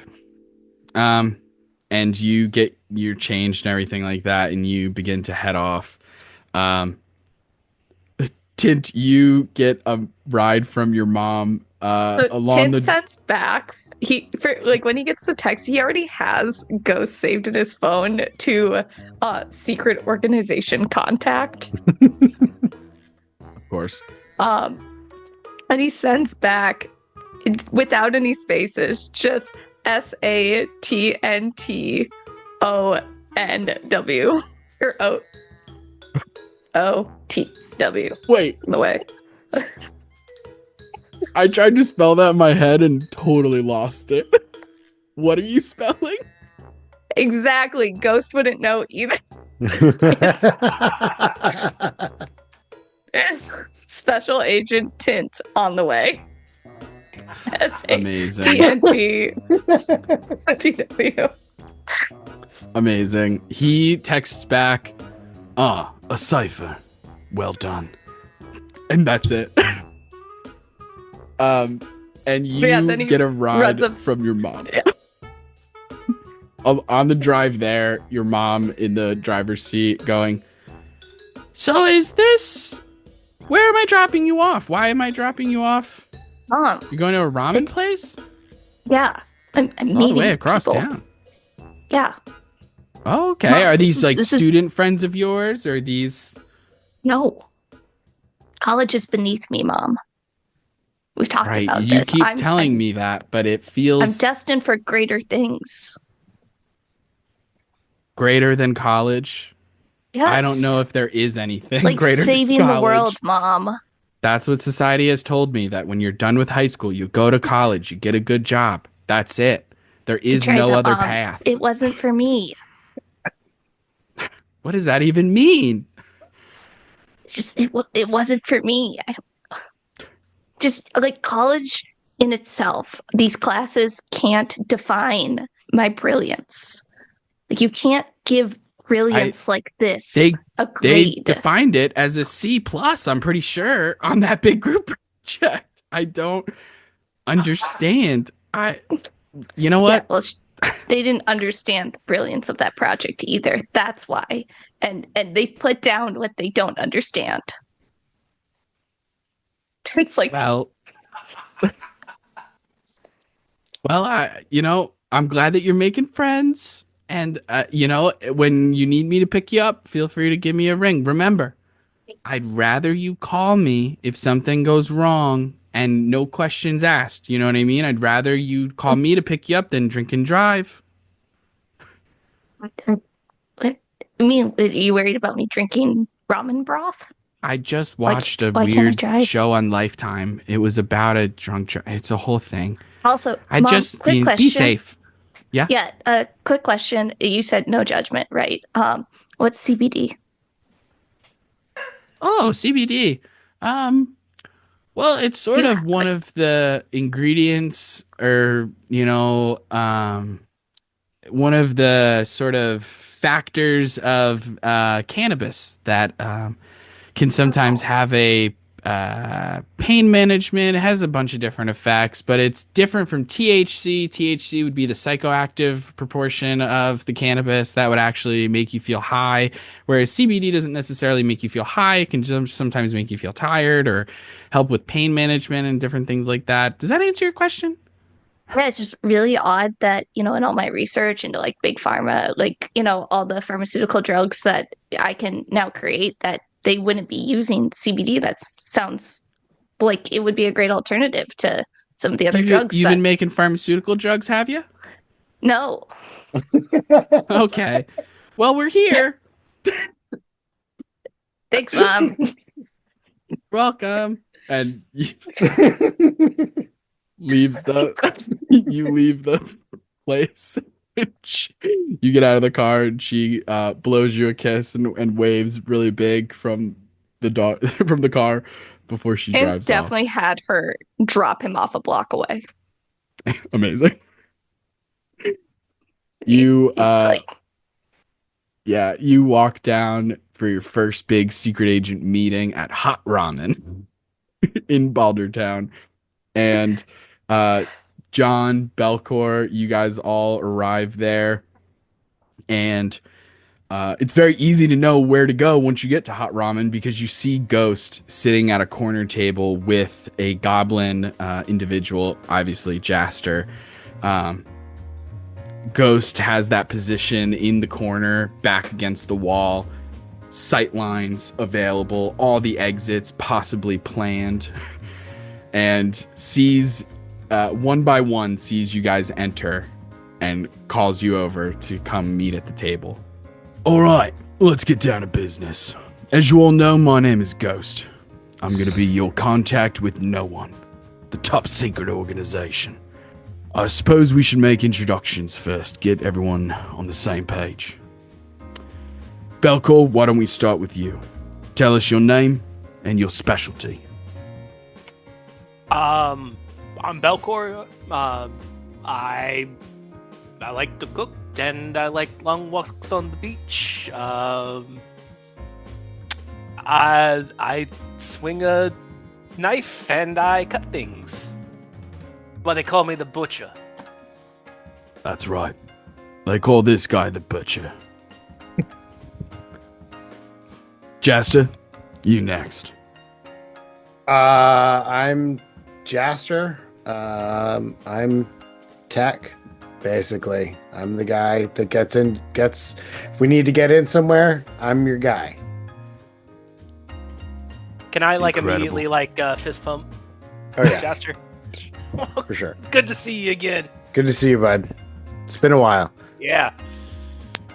Okay. Restaurant doing good? So far, I remember Sven? Yeah. Yeah. I made him head chef. Good for him. It had potential, and he proved it. Yeah. Awesome. So what are you doing? You just kind of... if I could just interrupt for a moment. We still have a couple of It's been so long. You to have to happen. understand. I totally understand, and we can catch up as soon as I'm done here. Next up, we have Tint. Tint, introduce yourself. Tell us what you're good at. Like, hi guys, I'm Tin, and I good. Drugs, bomb. Oh shit, that was loud. Okay. Drugs? Drugs and explosives. Not a combo you see very often. Yeah. Still got all your fingers? Yeah. Okay. So it's working for you, I guess. Yeah. Incredible. Well, and last but not least, gives you a little pat on the back. Good job, Tin. You're doing well. Now, last but not least, we have our newest recruit, but also somebody who has tons of experience and will lend a lot of talent and leadership to this team. John, take it away. My name's John. Target acquisition and elimination. That's my specialty. Okay. You hear the way he said that? Sounded Yeah. pretty fucking badass, right? That's really, Hell yeah. probably Yeah. the most badass here. Oh, Except for and maybe Belkor. John has changed his outfit to a black turtleneck with just that kind of Leon Kennedy leather Naturally. bomber jacket, Yep. black jeans, and then just some nice chukka Yeah. boots to go along with it. I'm still in my gym gear. Hell yeah. I love it. All right. So, let's get down to business. Now, as you all know, Sphinx City is not safe. There are evildoers living in the shadows, moving things around behind the scenes in order to prop themselves up for greatness, for glory, for selfishness. And we must put a stop to them because their goals, unfortunately, put everybody else at risk. They're willing to hurt anybody in order to achieve their goals. And we must stop them because if we do not, no one will. Now, there's been some developments in the last 6 months. Excelsior has actually been sold off. It has been sold to a Mr. Mott. That's Motte. He is the CEO and founder of Mothman LLC. If you're familiar with Mothman, he is a cryptid and a vigilante who fights evildoers at night who are performing small petty crimes. Mothman LLC is sort of a tourism group that seeks to spread the information, advocate on the individual's behalf. They specialize in merchandise, tours, all types of things. And apparently, Mr. Mott has some money in his pocket because he was able to purchase Excelsior at an incredible rate. Given the incredible wrongdoings of their CEO, thanks to Belkor and Jasta here, as well as Euland. Now, Romance Realtors was dissolved. It no longer exists. However, if I know anything about billionaires, it's this. Billionaires and businesses are hard to kill. They always change form, transform, become something new, become something different. As a result, I think that Romance Realtors is still out there, but maybe going by a different name, a different purpose. Now, Zusk Bergos. We know that he is the head of this entire thing. He is the head of the snake. One day we hope to clip that head off. But he's been quiet these past 6 months. Hasn't really made any public-facing announcements. He hasn't spoken up about any of the businesses that he has once been aligned with, doing and being caught doing unspeakable acts. However, we believe that they are working on something new. That they have begun to consolidate their resources, expand their network, and try again. And so, we've done a good job. We've taken out some crooked police officers. We've taken out the Romance Realtors. We've eliminated Excelsior. However, there is still work to be done. To start things off with, I suggest that you check out a little store in Wrong Village called Madame Musk's. Oh. I think they're running a special right now. Might be worth checking it out. Tint, are you allowed past curfew? What's your deal? Yeah, of course. Amazing. I didn't It's not question like it for a bit. Yeah. No, it's not. I don't live in my mom's basement. She didn't drop me off. Right, I never said she did. It was No, I drive a really cool motorcycle. I just parked it, Oh, incredible. Oh. Jasta drives a motorcycle, actually. He could... Oh, that's Oh, incredible. right. You guys can ride together. Yeah. What luck? Mine, it just got hit by a car. Oh, no. Oh no! What terrible luck. Yeah, Oh, it'll sorry be to hear in that. the shop for. Yeah, I mean, you can definite drive- amount of time. You could drive mine. I've got my skateboard now, so like, Oh, Awesome. There you go. Yeah, I'll do that. Well, this is turning out to be an incredible team, I could tell. John, I expect you may be taking point on some of this. Feel free to lend your expertise and your experience with the rest of the group. We can all learn. This is the team. This is the team. This is all of them. This is it, Into baby. slurping his soup right now. Right. Great. And you have me. I won't be necessarily in the field, but if you have any questions or needs of resources or something like that, I can try and move some things around, see what I could do. Yeah, I do have a question. What do you know about Big Milk? Big Milk. Well, unfortunately, the gods have decided to disgrace me with lactose intolerance, so I don't know a ton about it. No, I imagine it makes me gassy. Is it just a large container of milk? No, so there was an attempted assassination of my life today, and the company You're so cool. Thank you. You're like right out of a movie. Appreciate it. But the assassination that was very real that happened on my life today, the company that they were posing as on the paperwork was Big Milk. I didn't know if that was just a shell company or if there's possibly some sort of storefront that we can investigate afterwards. I could certainly begin looking into it. Thanks. I haven't heard of Big Milk as an organization, but I will start looking into them. Sounds good. It's possible they're connected to other beverage Don't you dare. conglomerates. Regardless, getting our Who knows feet- how high this goes?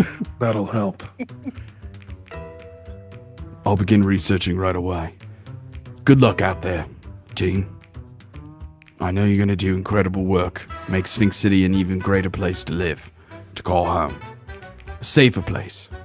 A place we can all be proud of. Have at it. She'll be expecting you. And he takes his hat off the table, puts it on, gives you all a little nod.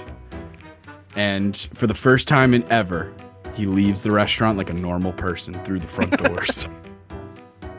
And then right outside the window, you see him go into a storm drain. That's Back on into the side of pipes. the road. Oh, Yep. wait, nope, What is there it? he goes. There And he he's goes. back in the There. pipes again. All right, What- fair enough. Why did Yeah, you just he- do that? Did he thing. come through your guys' toilets too? He came out of my trash can. Microwave He- for me. No, he texted me. He texted me first, I guess. I mean, yeah, we talked, but then he just kind of came out of my trash can. Yeah. No, he reached out to me a while ago about Okay. joining in, something about I don't know, something about people in a zoo or something like that. He was looking for Oh. people. My best friend was turned into a goat. Oh, What Is kind that of goat was One related? of those people. Or Yeah. okay, good. I thought you were just doing a tangent. Yeah, Right. Yeah, no, he was turned into a goat at Uh-huh. the zoo. Okay. How are they holding He's- up? Not well. He faints a lot. And Oh, sometimes like no. he lets out like a bleep. Oh, one of those kind of goats. Gotcha. I mean, One of ooh. those. Yeah. Of all Yeah. the goats. Yeah. So I was busy at the time, so I declined. But them blowing up my ice cream shop made things very, very That's personal. crazy. Yeah, And up yeah, your it would. schedule a bit. I feel like yeah. it would. So ice cream shop. So how do you go from international man of death to ice cream shop? You just find the right person. But that's enough. Fair Let's enough. walk and talk, shall we? Yeah, let's do it. Yeah. I've decided to change Stew 2's name to Twofer.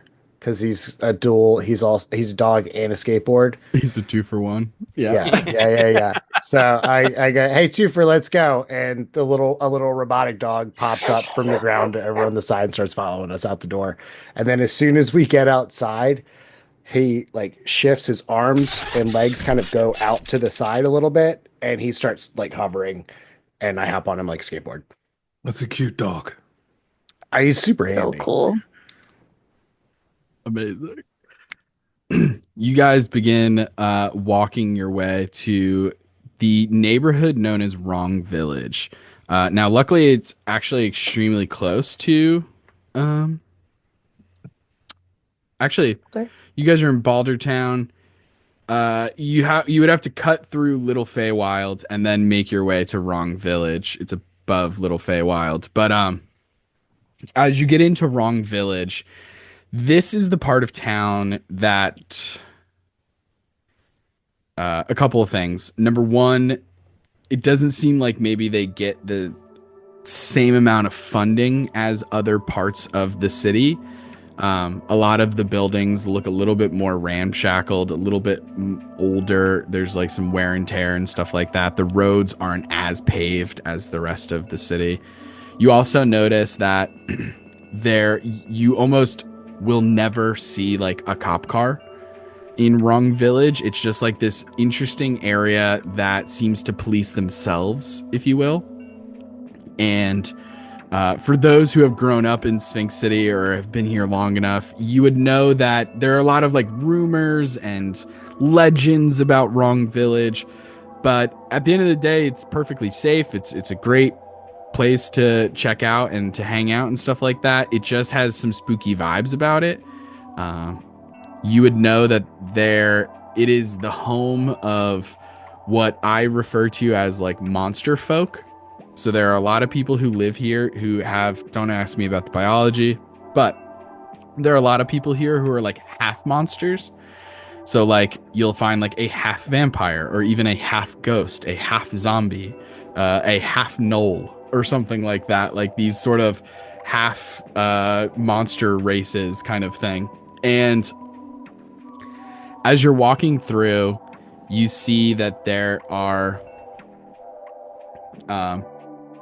a lot of dark buildings. It's pretty late in the evening at this point. We'll say that it's like probably like 8:30 p.m., approaching 9 p.m. It's dark. The street lights flicker always, and they have a sort of dark orange tint to them. There isn't a ton of people in the street itself. There's not like traffic the way that there is in the rest of the city. Kind of has ghost town vibes to it a little bit. There's one exception. You can hear and feel a thumping, but it's rhythmic. It's not like footsteps like Jurassic Park or something like that. It sounds like a subwoofer or like a bass that is just so intense that you can kind of feel it sort of thrumming as you're walking through the streets. And you can see off a little bit down the street, there is a massive building that looks from the exterior just looks like kind of any other nightclub, but it has two, I guess, bouncers out front. These they're dressed like nuns. They have on like the full habit and stuff like that, but you see their eyes glow red, and they have like paper white skin that has black veins shooting through it. And you can tell the music is coming from there, and the club is called The Church. But before that, kind of across the street diagonally, a little bit closer to you, is what looks to be almost like an antique store. Belkor and Jaster, you're familiar with here. You've been here before. This is Madame Musk's. It looks very dusty and interesting, for lack of a better term. And that's your guys' destination. That's where you were told to head. So you guys walk in. You hear an old-timey bell jingle as you walk in. This store is cluttered. It looks like a hoarder's palace There are shelves and shelves of just odds and ends. Nothing makes sense. There's no organizational system whatsoever. You see strange jars filled with liquid with some sort of organ just floating inside. There's like there's an entire barrel that's just full of leeches, and they're just like squiggling on top of each other next to one of the cash registers. You see that there are cobwebs up in the corners. There's a small sign that says, "Don't clean the cobwebs." You see dust covering a lot of the stuff here. And you see the big front desk where the cashier, where the register is, rather. And there's just a bell. Like the ones that you would see at a hotel. Like just a little bell on the actual, on the surface. Do any of you, obviously Belkor, Jester, you know what's about to happen, but do any of you ring the bell? Hey, Tint, go ahead and why don't you ring the bell? I'm guessing, is this a cobalt size? Yeah. We're both right here. Yeah. Is Tint like reaching up, trying to like doing the like bop, bop, bop. Got it. Like And a then, cat paw? Just like reaching for stuff? Yeah, absolutely. As soon as you make contact with the bell, you're expecting a bell noise, a ding, but instead it sounds like a man stubbing his toe. As soon as you hit the bell, you just hear Oh. Did I do it wrong? Nope, that's Nope, the bell. that's the bell. Oh. That's it. Welcome to Madam Musk. Yeah. a couple seconds go by before you hear a voice, an old crone's voice from the back room start to get louder and louder as she begins shuffling her way through the store to the front. And as she gets a little bit closer, the strange thing is that, John, you would probably pick this out because your like advanced perception skills, like just your ability to kind of notice small details and stuff like that. It almost sounds like there are lots of voices speaking almost the tiniest bit out of sync, as opposed to just one person's voice. It sounds like a lot of voices, kind of, but they're done in such a way that like 90% of people won't even notice. And as she's walking up, you can't see a single inch of her body. It's 100% covered in this black, like, what's the word? Ripped and torn, like, cloak, covering her entire body. Her hands are covered, her face, legs, feet, everything is covered. And it sort of undulates underneath the surface of it as if things are moving independently of one another as she shuffles up and gets behind the desk as she's going, "Well, look who we have here. Belkor and Jaster. It's been some time. How are you two?" Surviving. Hanging in there. Hey. And I bow. Your Majesty. Mm-hmm. Oh, please, no. Save that for when we're alone. This is, I'm just a meager shop owner. I know not this royalty you speak. Shut the fuck up, man. What the hell? Sorry. Just Come on, man. I'm trying to keep a low profile here. The fuck? there's nobody else in here. I don't know these two. They're You with see us. Tint's hand above the counter, like, hi. Oh, Your goodness, there's another Majesty. one. They're with No, us. please don't call me that. That means nothing to me. I am not royalty in any way. That's not a thing. But you, handsome man, how are you? Let's. How's it going? I'm fine, thank you. Oh, you. That's hilarious. That's very good. Very good. Bravo. Finger guns. You other handsome man. What about you? The name's John. Hell yeah. Yeah, I could take that voice and roll it up like a hot pancake. Pour some syrup over it, baby. How you doing? You single? So we were told to come here. Straight to business. I like it. That just makes me want to pursue you more. But okay, let's get to it. So, first things first, I spoke to your manager, your boss, and it looks like you are going into business again. Back into the depths of danger, and I am here to supply you with some goods that you may find necessary. So, first things first, hold on. She starts moving things aside behind her and these shelves and stuff like that. Can I have Tint and John make either perception, investigation, or insight? Any of those three, whichever you would prefer. It's going to be investigation for me. Okay. 24. 24. All of those would be a 9. Roger that.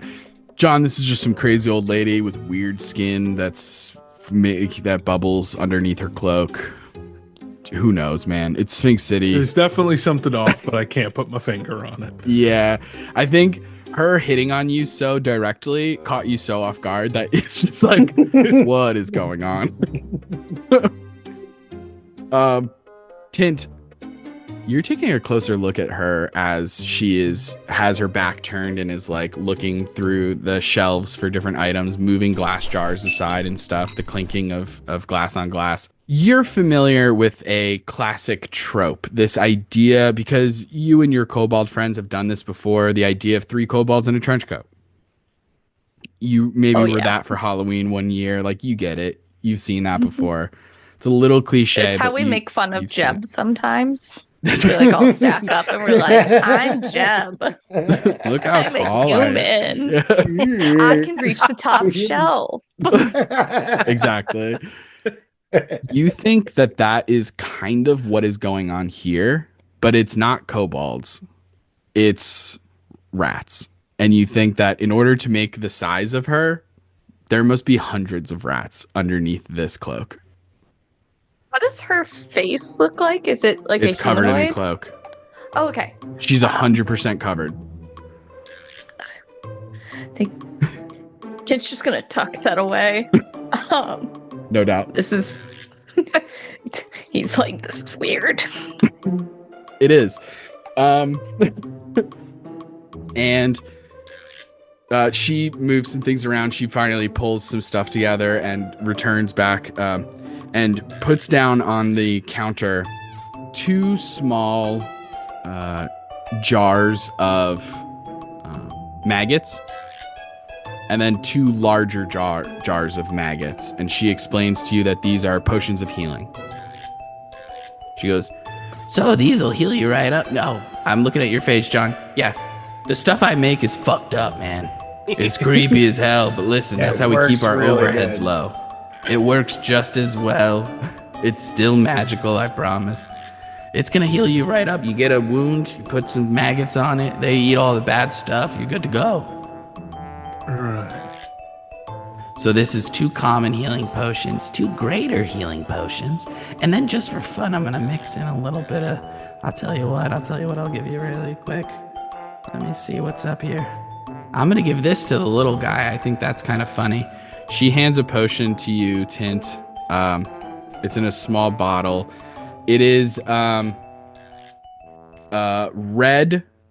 but it's like a red liquid. It almost looks like blood, which is off-putting, obviously.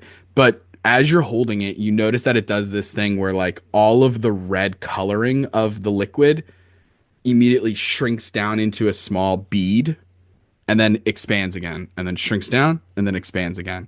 And she goes, "This is a potion of diminution. It'll make you even smaller." I just think that's funny. I don't know if that'll help you at all. I just think it's hilarious. Sorry. No, I How big is a tiny I- creature? This is yeah, me I have speaking out one of to turn. sneak places. Yeah, you could get into small places that you even you couldn't fit in. You know, that could be really interesting. Maybe even I that just think that's, ghost couldn't fit in. Yeah, maybe. And then Yeah. I'm gonna give you. I only have one, unfortunately, right now. But come back another time. Maybe we can do some business. All of this stuff is on the house. This is all. Ghost is already taking care of all of this, so don't worry about this. But in the future, we'll do business. But But here, I'm going to give you guys this. I'm just going to put it on the counter. You guys decide who gets this and how you use it, okay? And she puts down a small bottle. The top of it is a cork, but she has to poke a hole in it because you see that this is full of a blue liquid, almost the color of denim, like that kind of shade of blue. And it's boiling and steaming. And so the hole in it is to let the steam escape. Otherwise, the cork would pop off. And she puts that down. And whoever touches it first, you'll see that it's not hot. It's just magically boiling and steaming. What is it? Oh, this is a potion of heroism. Kind of give you a little boost for about an hour. Like I said, unfortunately, I only have the one, but... Yeah.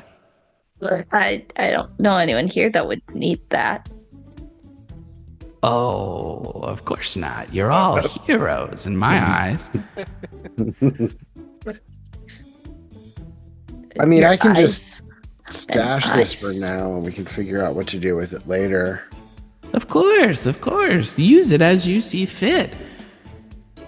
I know that you all have treacherous journeys ahead of you. I know that there are dark times ahead, and I look to you all as the arbiters of our future.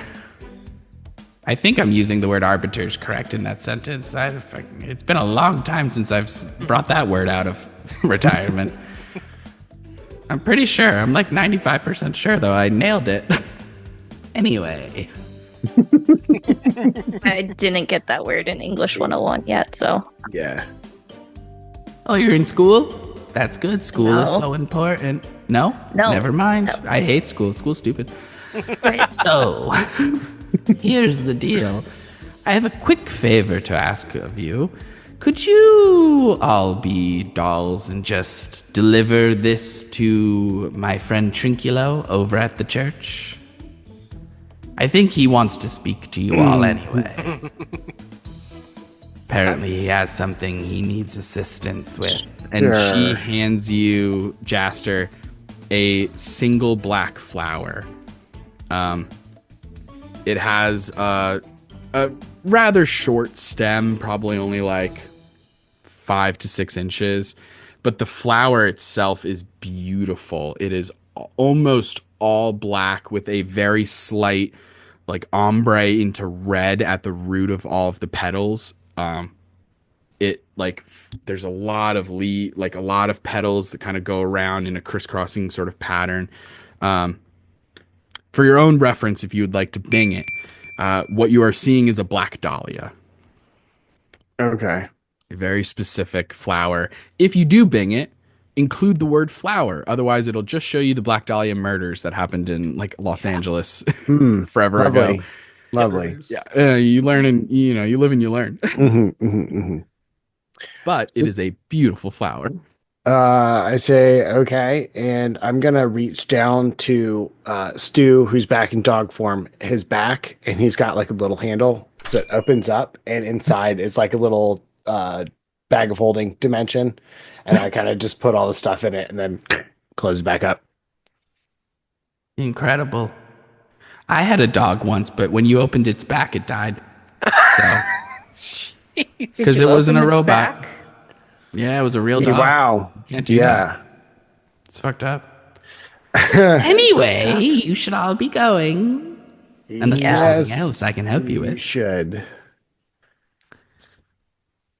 Traumatized enough for one evening, Okay. and we still you have say to go so. see Trinculo. Yeah. So, Oh, I'm sure it'll be fine. yeah, I'm sure it's going to be something. And let's get on out of here.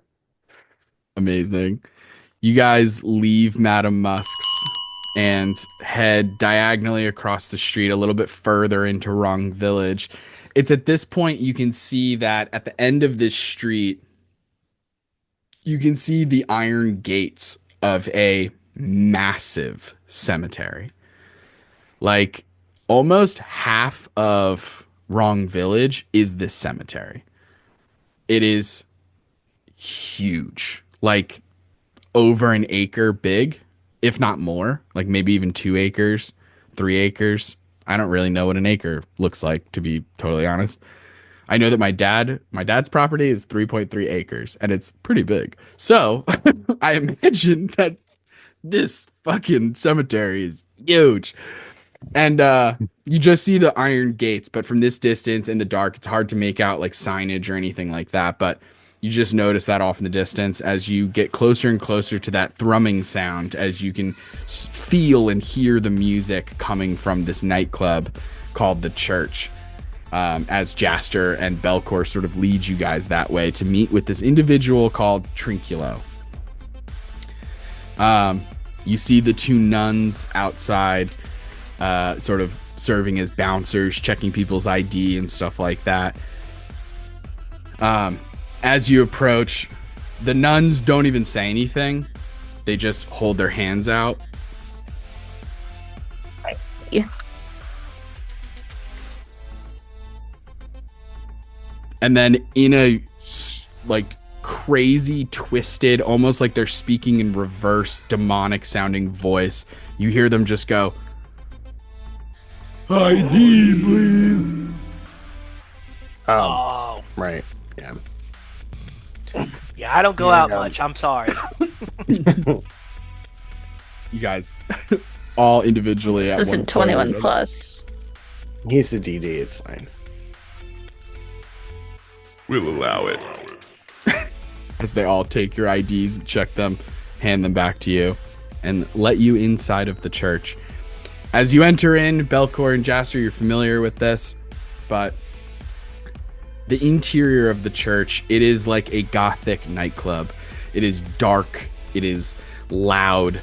There is stained glass on the inside of this place where you can tell that it's done for decoration because it doesn't connect to the outside. It clearly is connected to some other double wall because there's red lights that are beaming through the stained glass, casting these crazy lasers kind of going across the dance floor.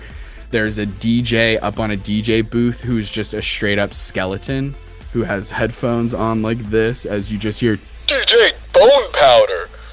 He's just mixing. It's like industrial goth techno music, just like super intense, crunchy music.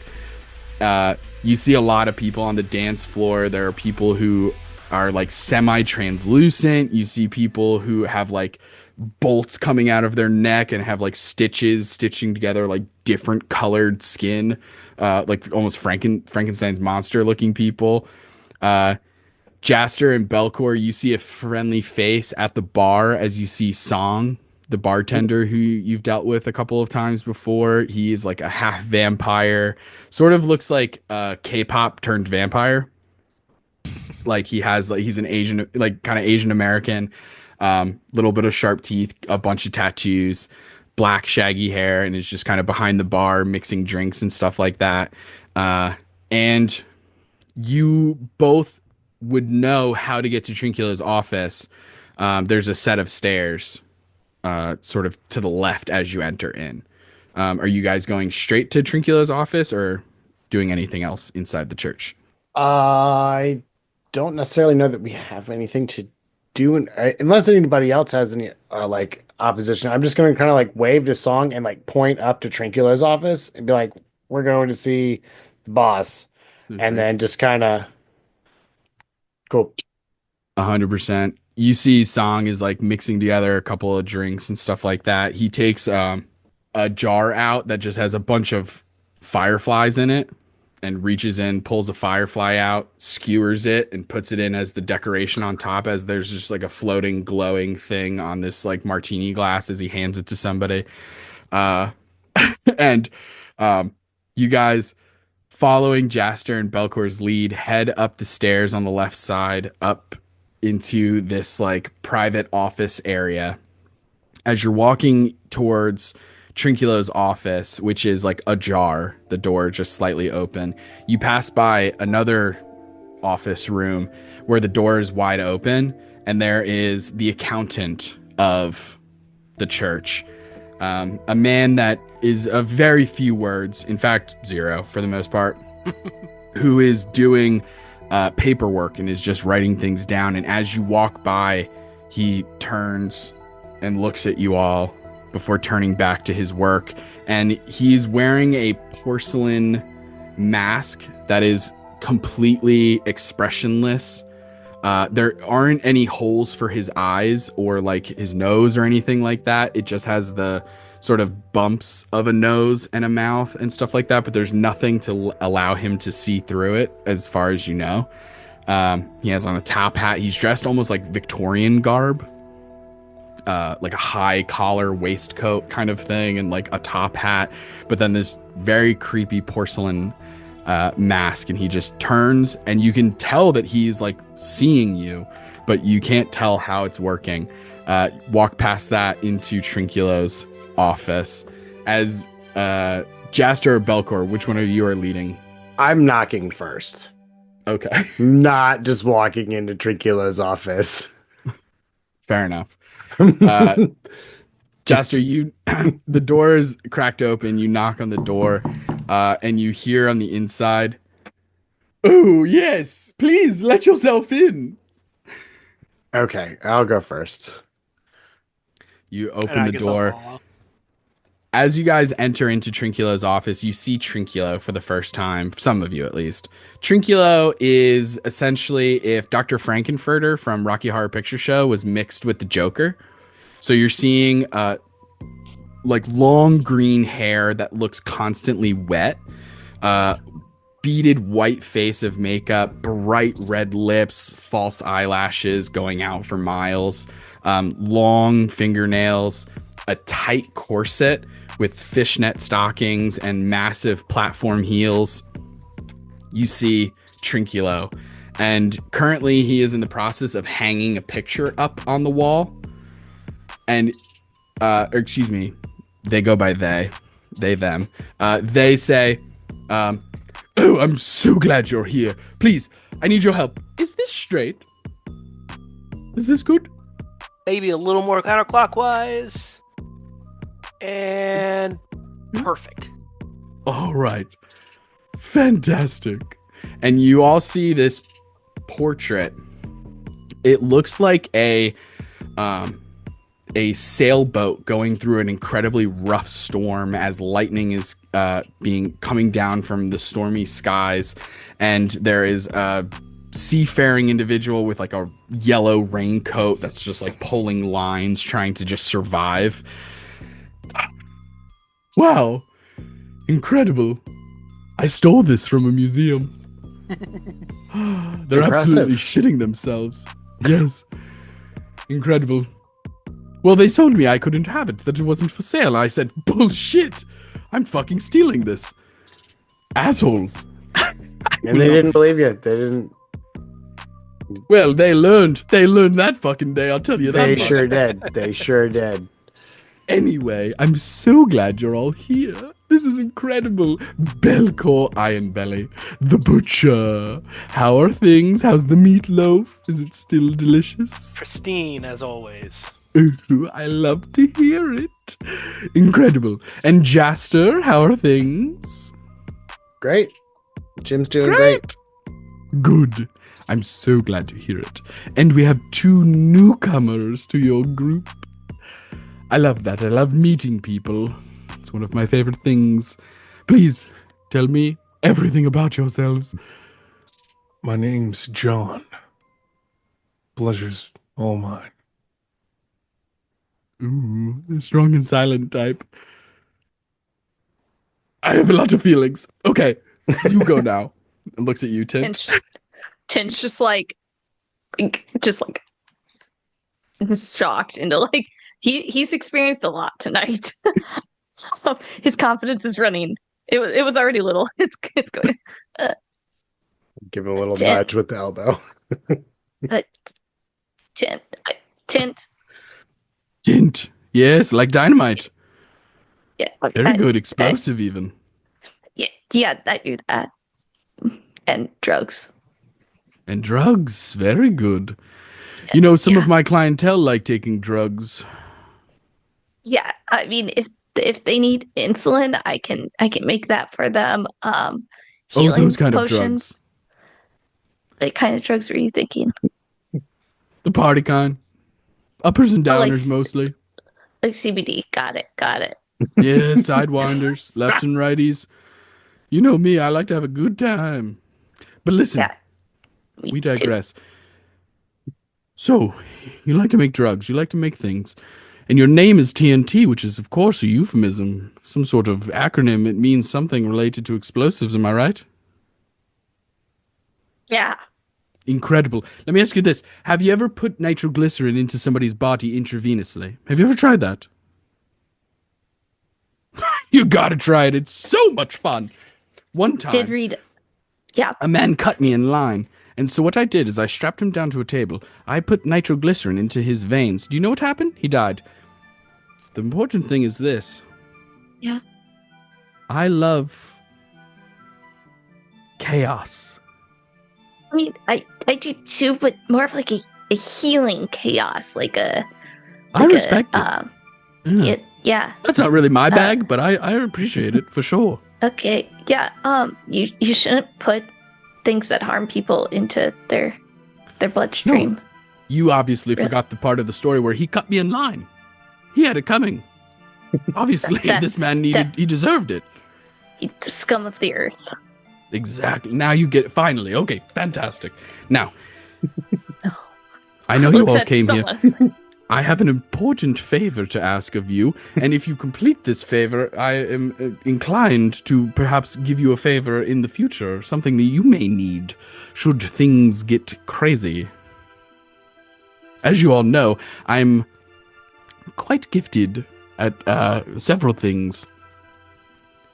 First and foremost, I've heard recently from some of our clientele here at the church, there are some strange happenings going on in the cemetery.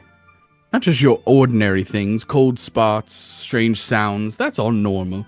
But here it seems that there are things going on where people are being possessed. There is dark happenings. There are some unmarked graves that seem to have been dug up. And I would love to have you all investigate them. I would see to it myself, but unfortunately I am busy running the club here. Although I can make a clone of myself. Actually, are you even allowed? I am going to make a clone of myself. Give me 1 second. Give me 1 second. He reaches it. They reach into a drawer and pull out a handful of rubies and rub them together, and you see it turn into dust. And he sprinkles it over himself like LeBron James. And you see his body, like mitosis, just separate into two beings. And then they look at themselves. They look at themselves. My God, you're handsome. Later, we have business. I go to start covering Tint's eyes. Trust me, it's gonna get PG-13 so fast in here. That's okay. And as much as I love an audience, I'm going to have some patience. So, listen, will you do this for me? Will you check out the cemetery? Again, I feel like something spooky's going on there, and I could check it out, of course, and now I have my friend here, but I'd rather not. I'm being perfectly honest. We could, but we need some information about what's going on in town. Ghost said something about Mr. Mott. Oh yes, the CEO of Mothman. Yeah. Moth, comma, man. Yes. Oh wait, yeah, I forgot to put the comma. Well, the business is called Moth, comma, man. Moth, man. Like that. Yeah. All right. But yeah, so I mean, and I know that John's also looking for some information on Big Milk. Oh. I love milk. I drink it neat. Call me crazy. Some sort of company that's acting as a front or a shell company of sorts. They're using it to transfer packages. Oh, a delivery service under the name Big Milk. Interesting. I don't see how those two things are very connected, but I will investigate this. If this is the favor that you would ask of me, I think right then now by all means, I can... Okay. All right.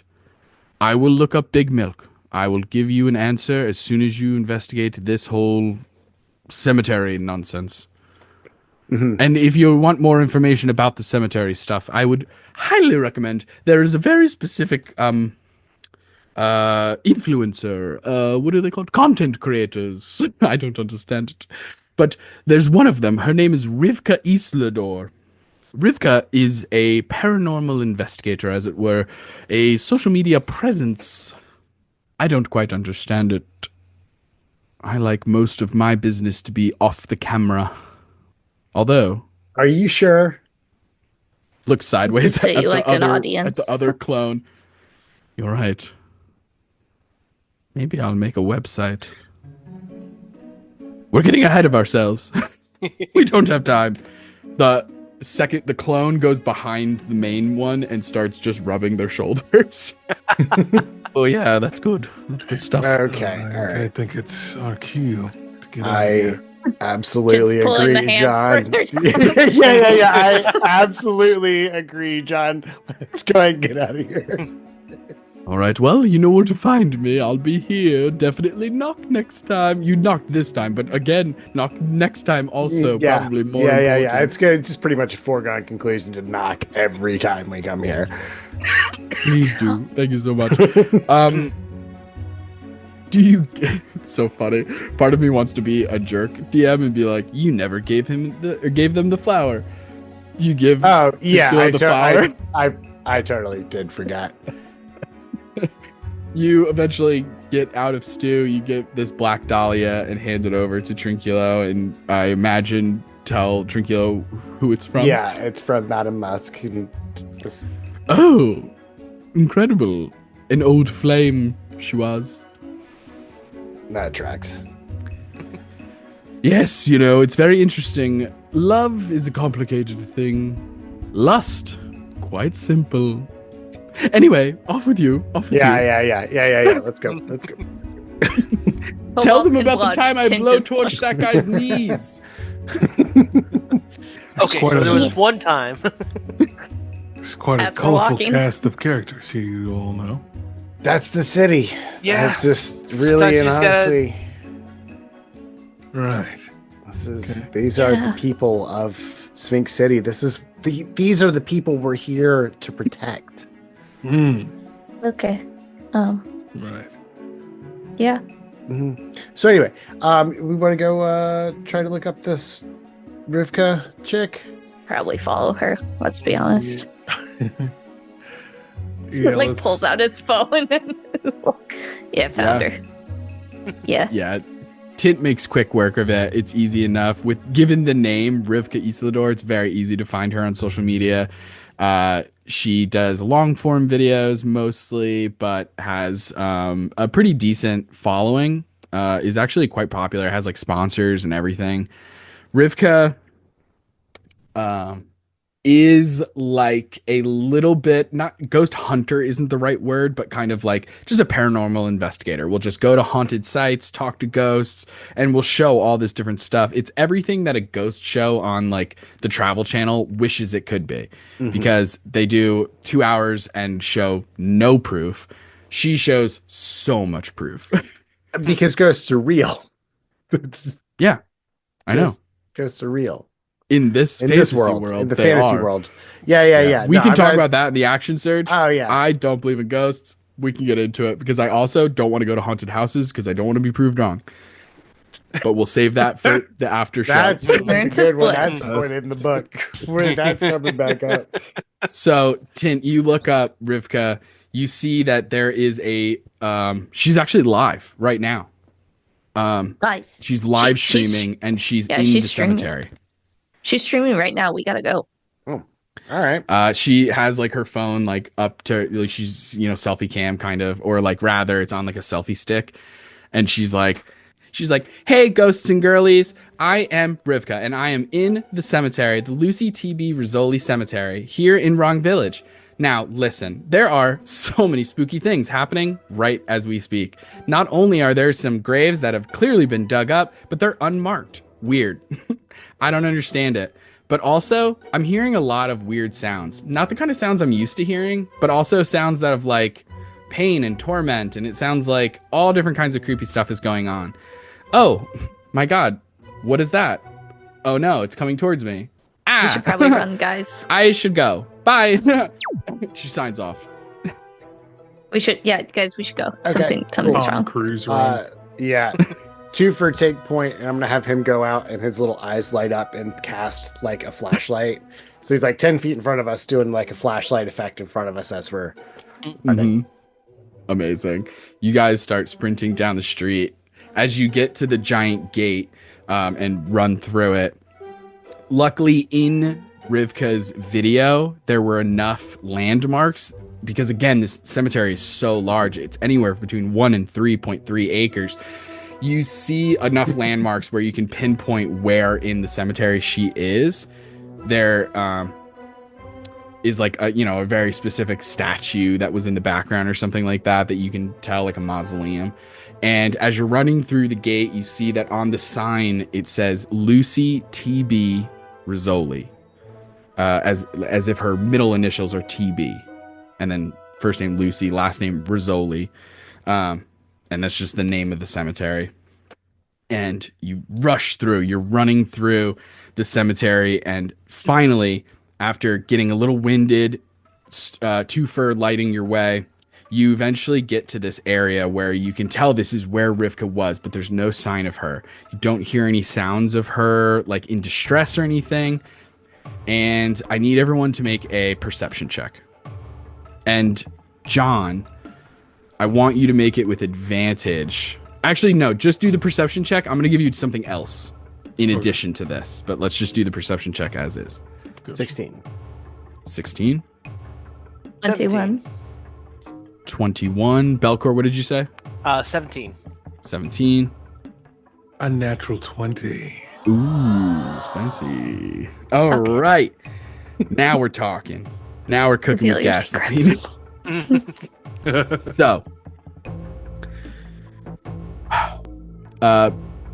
Belkor and Jaster, the two of you see that there are 3 unmarked graves. It doesn't have almost anything written on the actual headstones or tombstones or whatever, but they are dug up. Their caskets are opened and there's nothing inside. You also feel an ominous presence, like just the area that you are in is shrouded with just energy. Like there is just dark energy here, magical energy, as if something powerful and magical has occurred and you are in the afterwake of that, kind of. You know what I mean? Like it's not currently happening, it had just happened and you're here. Like the heat wave after a rocket went by or something like that. Like you can feel the after effects, kind of. Easy to see. It has something to do with these fucking graves. What? Tint, you see those graves and the unmarked thing about them. You see, strangely enough, that there are petals, flower petals, scattered around those 3 unmarked graves in a circular formation, like setting up for some sort of ritual, or again, the after effects. So the ritual already took place and this was just one component of it. They're black petals that have a little bit of red ombre as you get closer to the base of them. And you instantly recognize that this is a black dahlia. John. John, you notice a couple of those things, but you're looking at these unmarked graves. You find it, you almost have to like unbury a little bit, like the markings. There's something in the back of your head that just like tickles, and it's just like this weird, not weird, but like this thought that you just have to explore just in case. And so you go to like the headstones, and where it meets the dirt, you just unbury just 2 inches of ground so that you can see lower down on the tombstone itself, and you see symbols. They don't mean anything to any of you except for you, John. You see that these 3 tombstones belonged to high-level assassins. Now, based on those symbols, with a nat 20, I'm going to say you recognize these. They're almost like calling cards. You know what I mean? So, next to one of them, you see the letter J and a diamond. Next to another one, you see a K and a spade. And then the third one, you see a Q with a heart. Now, you know, most people would be able to eventually get there, that it's like, oh, the Jack of this, the Queen of Hearts. Like, most people would be able to get there. But for you, John, it signifies who these people are. You know that there were specific assassins who were given these, like you have your title, but then this is just another organization system kind of thing. Yeah. You know that the Jack of Diamonds is referred to as the Sandman. The King of Spades is the Black Knight. And the Queen of Hearts is La Llorona. And as you all are noticing all of those things, you begin to hear mist billowing in as fog starts to cover the ground. There is the jingling of metal and whispers of spirits on the wind. And finally, you hear a woman's laughter as she sort of cackles. And out of the mist, the Banshee appears. She just says, "Well, John, it appears that explosion didn't quite work. We'll have to try again." And I want everyone to roll for initiative. And that's the end of episode 1 of Sphinx City Season 2. Tune in next time to see what happens next as these undead assassins are brought back to life and have to fight the crew in a cemetery at night. We're kicking things off spooky style. Spooky style. Spooky. Incredible. And so, thank you again, all of the players. You guys have been absolutely incredible. This was so much fun. I'm so excited to get deeper and deeper into these characters, into this story. I hope that you guys had a ton of fun. I had so much fun. And let's go around one more time. We'll do quick plugs, and then we will kick things over to the Action Surge, which, if you're listening or watching on YouTube or whatever, it is an after the session table talk show where you can only get access to that if you're members of our Patreon, which the link is located in the description. But let's sign off pretty much. So Dale, kick us off, and then do popcorn, and you can call in whoever goes next, and we'll see if it's alphabetical. It might be. I'm Dale. I go by Death Breath. I don't really have social media. And yeah, Daniel. Oh, what a time to be alive. Gang, how are you feeling about that first episode? A lot of highs, a lot of, some emotional moments. Golly gee willikers. It's going to be one heck of a season. With that being said, I'm Daniel, and it's been great playing with all of you. This has been super fun. You can find me as @DanielTheDM across all the corners of the internet, and catch me starring in Fears and Fortunes, presented by the good folks over at Forgotten Adventures. So you can check that out. Go to my YouTube. That's the best place to find it. And with that being said, I'm going to break the cycle, and I'm going to popcorn it to Taylor. Oh no, the world is ending. Order! more. Oh my gosh. The I'm just gonna sanctity. see myself out. Anyway, I'm Taylor. I'm the other half of So You Want to Be a Dungeon Master with Justin. We're on pretty much all the socials, either as So You Want to Be a DM or So You Want to Be a Dungeon Master. Check us out with all the links down in the description of this. And yeah, I guess we'll just pop it right on over to Molly. Incredible session, first of all. So excited to be here. You can find me on all the socials, just Molly Adeza. Check out my website, mollyadeza.com. My debut novel, The Revenant's Bargain, is on Kindle Unlimited, if you have that, so check it out there. Or you can get a signed copy on my website. So, yeah. Incredible. Well, as always, this episode is brought to you by Big Milk. Thanks so much, Big Milk, for being absolutely. delicious. Curse you, Big Milk! Oh, I don't even have my sign off ready. I wasn't And ready. we'll You psyched it's me all out good. too many times. Check out the things in the links, and we'll see you next time, gang.